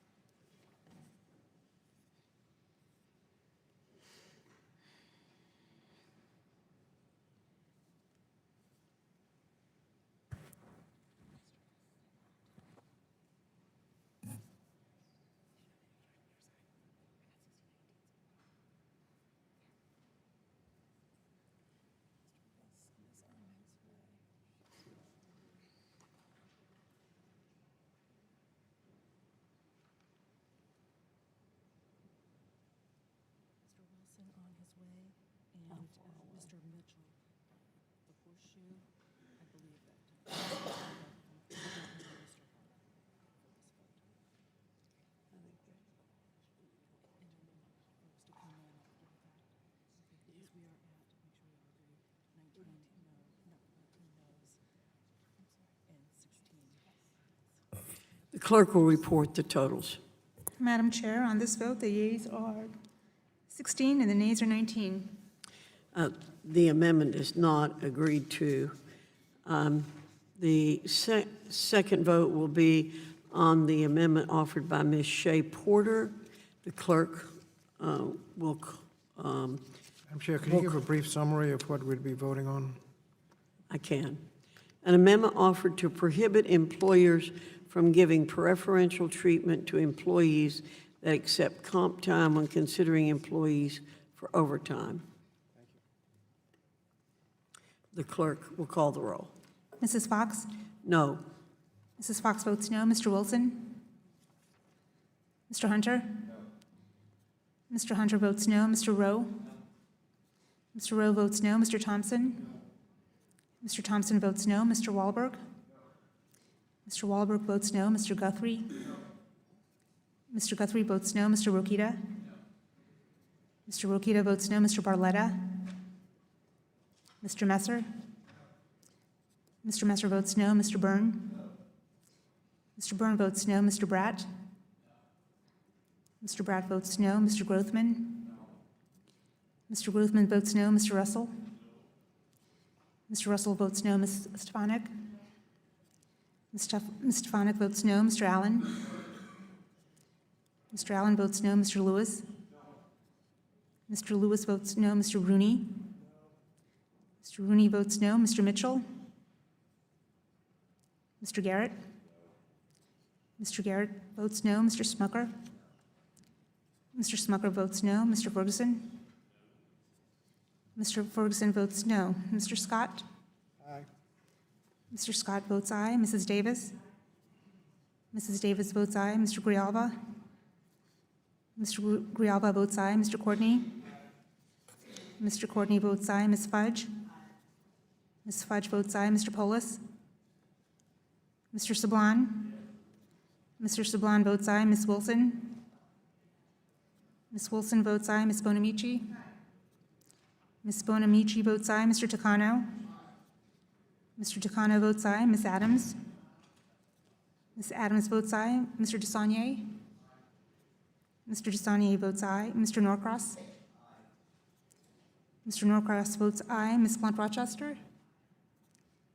Ms. Blunt Rochester votes aye. Mr. Krishnamurthy? Mr. Krishnamurthy votes aye. Ms. Shea Porter? Ms. Shea Porter votes aye. Mr. Espelot? Mr. Espelot votes aye.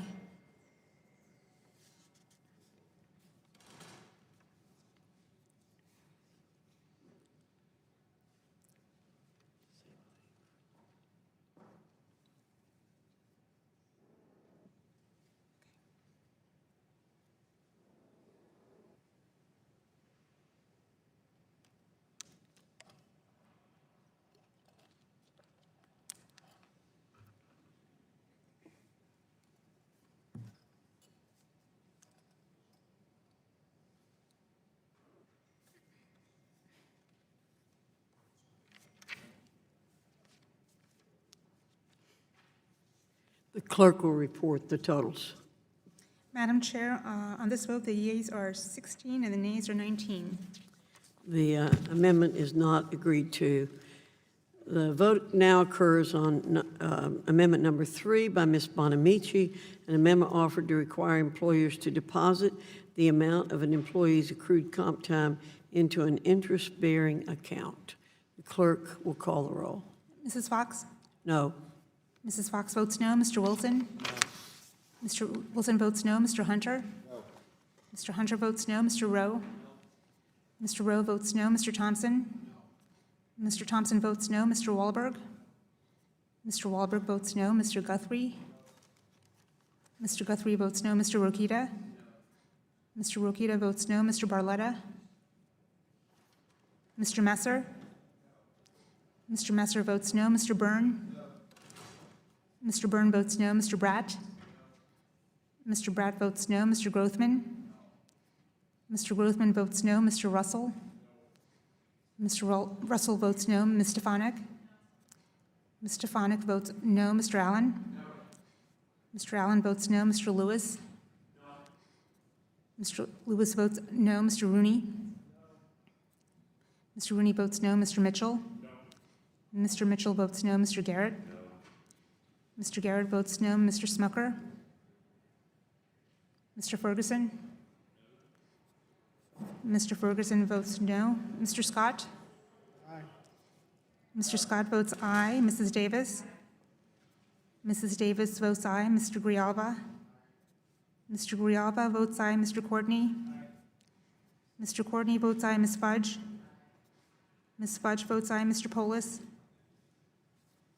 Mr. Sablon? Mr. Sablon votes aye. Ms. Wilson? Ms. Wilson votes aye. Ms. Bonamici? Ms. Bonamici votes aye. Mr. Takano?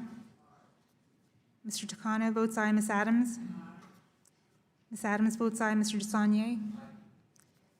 Mr. DeSaulnier votes aye. Mr. Norcross? Mr. Norcross votes aye. Ms. Blunt Rochester? Ms. Blunt Rochester votes aye. Mr. Krishnamurthy? Mr. Krishnamurthy votes aye. Ms. Shea Porter? Ms. Shea Porter votes aye. Mr. Espelot? Mr. Espelot votes aye. How is Mr. Smucker recorded? Mr. Smucker is not recorded. Mr. Smucker votes no.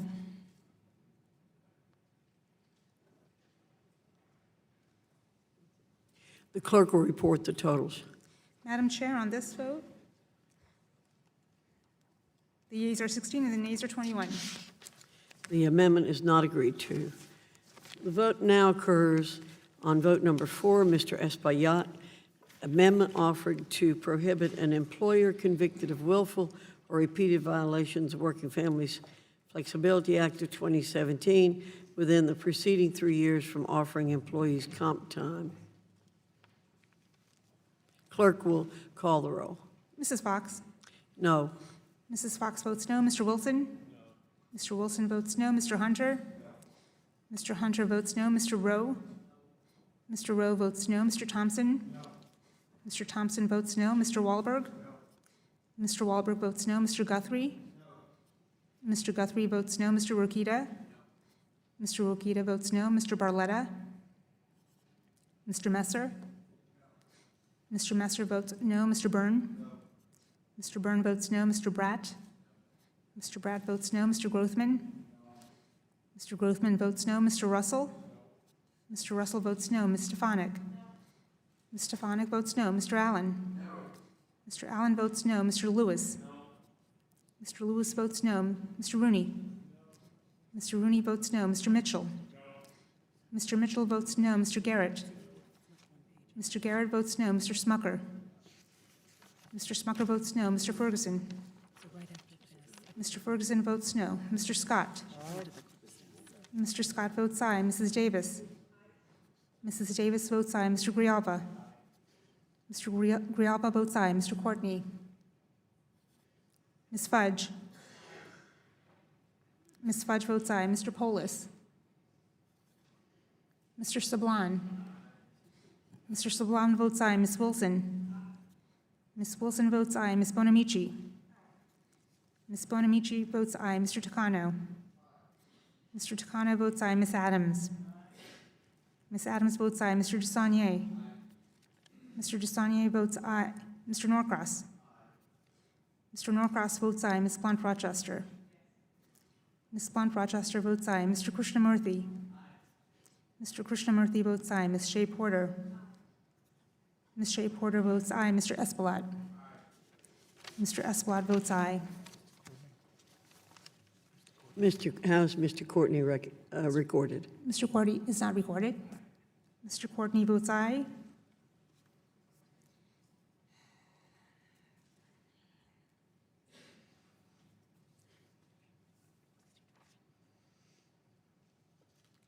The clerk will report the totals. Madam Chair, on this vote, the yeas are 16 and the nays are 21. The amendment is not agreed to. The vote now occurs on vote number 5, Ms. Wilson's amendment. Amendment offered to limit eligibility for comp time to employees earning more than 2.5 times the minimum wage rate. The clerk will call the roll. Mrs. Fox? No. Mrs. Fox votes no. Mr. Wilson? No. Mr. Wilson votes no. Mr. Hunter? No. Mr. Hunter votes no. Mr. Rowe? No. Mr. Rowe votes no. Mr. Thompson? No. Mr. Thompson votes no. Mr. Wahlberg? No. Mr. Wahlberg votes no. Mr. Guthrie? No. Mr. Guthrie votes no. Mr. Rokita? No. Mr. Rokita votes no. Mr. Barletta? Mr. Messer? No. Mr. Messer votes no. Mr. Byrne? No. Mr. Byrne votes no. Mr. Bratt? No. Mr. Bratt votes no. Mr. Grothman? No. Mr. Grothman votes no. Mr. Russell? No. Mr. Russell votes no. Ms. Stefanik? Ms. Stefanik votes no. Mr. Allen? No. Mr. Allen votes no. Mr. Lewis? No. Mr. Lewis votes no. Mr. Rooney? No. Mr. Rooney votes no. Mr. Mitchell? No. Mr. Mitchell votes no. Mr. Garrett? No. Mr. Garrett votes no. Mr. Smucker? Mr. Smucker votes no. Mr. Ferguson? Mr. Ferguson votes no. Mr. Scott? Aye. Mr. Scott votes aye. Mrs. Davis? Mrs. Davis votes aye. Mr. Grijalba? Mr. Grijalba votes aye. Mr. Courtney? Mr. Courtney votes aye. Ms. Fudge? Ms. Fudge votes aye. Mr. Polis? Mr. Sablon? Mr. Sablon votes aye. Ms. Wilson? Ms. Wilson votes aye. Ms. Bonamici? Ms. Bonamici votes aye. Mr. Takano? Mr. Takano votes aye. Ms. Adams? Ms. Adams votes aye. Mr. DeSaulnier? Mr. DeSaulnier votes aye. Mr. Norcross? Mr. Norcross votes aye. Ms. Blunt Rochester? Ms. Blunt Rochester votes aye. Mr. Krishnamurthy? Mr. Krishnamurthy votes aye. Ms. Shea Porter? Ms. Shea Porter votes aye. Mr. Espelot? Mr. Espelot votes aye.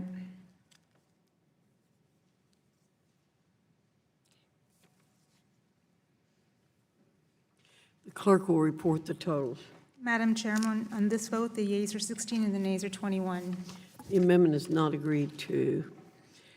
The next vote is on vote number 6, Ms. Adams' amendment, an amendment offered to state that no agreement may prevent the employee from seeking remedies for violations relating to comp time under the FLSA. The clerk will call the roll. Mrs. Fox? No. Mrs. Fox votes no. Mr. Wilson? Mr. Wilson votes no. Mr. Hunter? Mr. Hunter votes no. Mr. Rowe? Mr. Rowe votes no. Mr. Thompson? Mr. Thompson votes no. Mr. Wahlberg?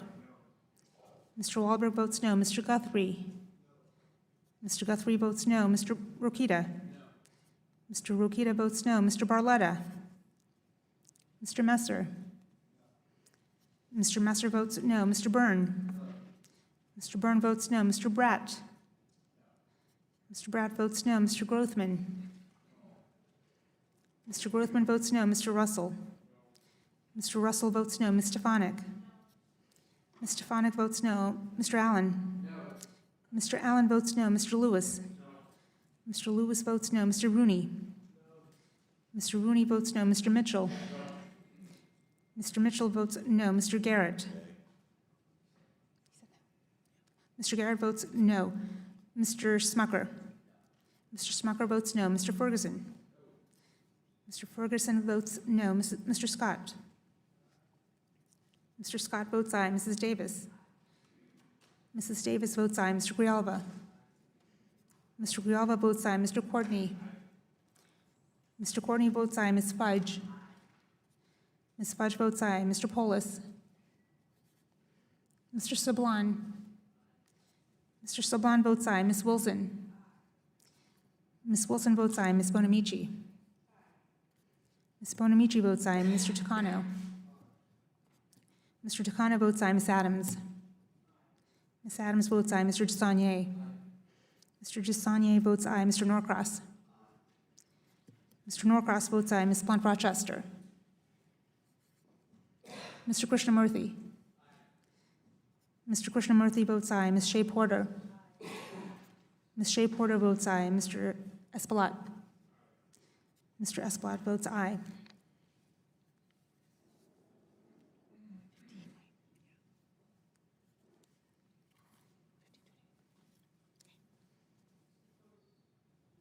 We'll report the totals. Madam Chair, on this vote, the yeas are 15 and the nays are 21.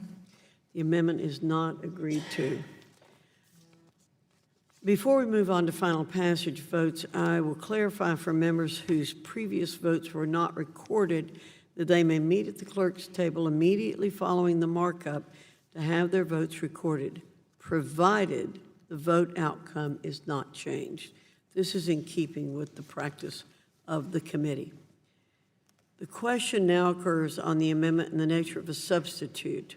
All those in favor say aye. Aye. All those opposed say no.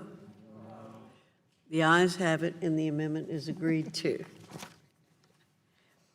With no other members wishing to speak on the bill, I'll now entertain a motion to report the bill and recognize Mr. Wilson.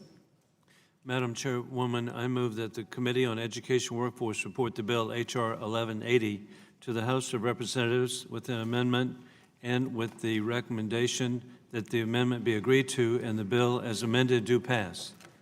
Parliamentary inquiry. Gentleman will state his Is inquiry. this the bill or the bill as amended by the substitute? This is the bill as amended by the substitute. The question is on favorably reporting the bill. All those in favor signify by saying aye. Aye. Those opposed signify by saying no. No. The ayes appear to have it. Mr. Scott requests a recorded vote. Clerk will call the roll. Mrs. Fox? Aye. Mrs. Fox votes aye. Mr. Wilson? Aye. Mr. Wilson votes aye. Mr. Hunter? Mr. Hunter votes aye. Mr. Rowe? Mr. Rowe votes aye. Mr. Thompson? Mr. Thompson votes aye. Mr. Wahlberg? Mr. Wahlberg votes aye. Mr. Guthrie? Mr. Guthrie votes aye. Mr. Rokita? Mr. Rokita votes aye. Mr. Barletta? Mr. Messer? Mr. Messer votes aye. Mr. Byrne? Mr. Byrne votes aye. Mr. Bratt? Mr. Bratt votes aye. Mr. Grothman? Mr. Grothman? Mr. Grothman votes aye. Mr. Russell? Mr. Russell votes aye. Ms. Stefanik? Ms. Stefanik votes aye. Mr. Allen? Mr. Allen votes aye. Mr. Lewis? Mr. Lewis votes aye. Mr. Rooney? Mr. Rooney votes aye. Mr. Mitchell? Mr. Mitchell votes aye. Mr. Garrett? Mr. Garrett votes aye. Mr. Smucker? Mr. Smucker votes aye. Mr. Ferguson? Mr. Ferguson votes aye. Mr. Scott? Mr. Scott? Mr. Scott votes no. Mrs. Davis? Mrs. Davis votes no. Mr. Grijalva? Mr. Grijalva votes no. Mr. Courtney? Mr. Courtney votes no. Ms. Fudge? Ms. Fudge votes no. Mr. Polis? Mr. Sablon? Mr. Sablon votes no. Ms. Wilson? Ms. Wilson votes no. Ms. Bonamici? Ms. Bonamici votes no. Mr. Tucano? Mr. Tucano votes no. Ms. Adams? Ms. Adams votes no. Mr. Desaunier? Mr. Desaunier votes no. Mr. Norcross? Mr. Norcross votes no. Ms. Blunt Rochester? Ms. Blunt Rochester votes no. Mr. Krishnamurthy? Mr. Krishnamurthy votes no. Ms. Shea Porter? Ms. Shea Porter votes no. Mr. Esplat? Mr. Esplat votes no. How is Mr. Barletta recorded? Mr. Barletta has not been recorded? Mr. Barletta votes aye.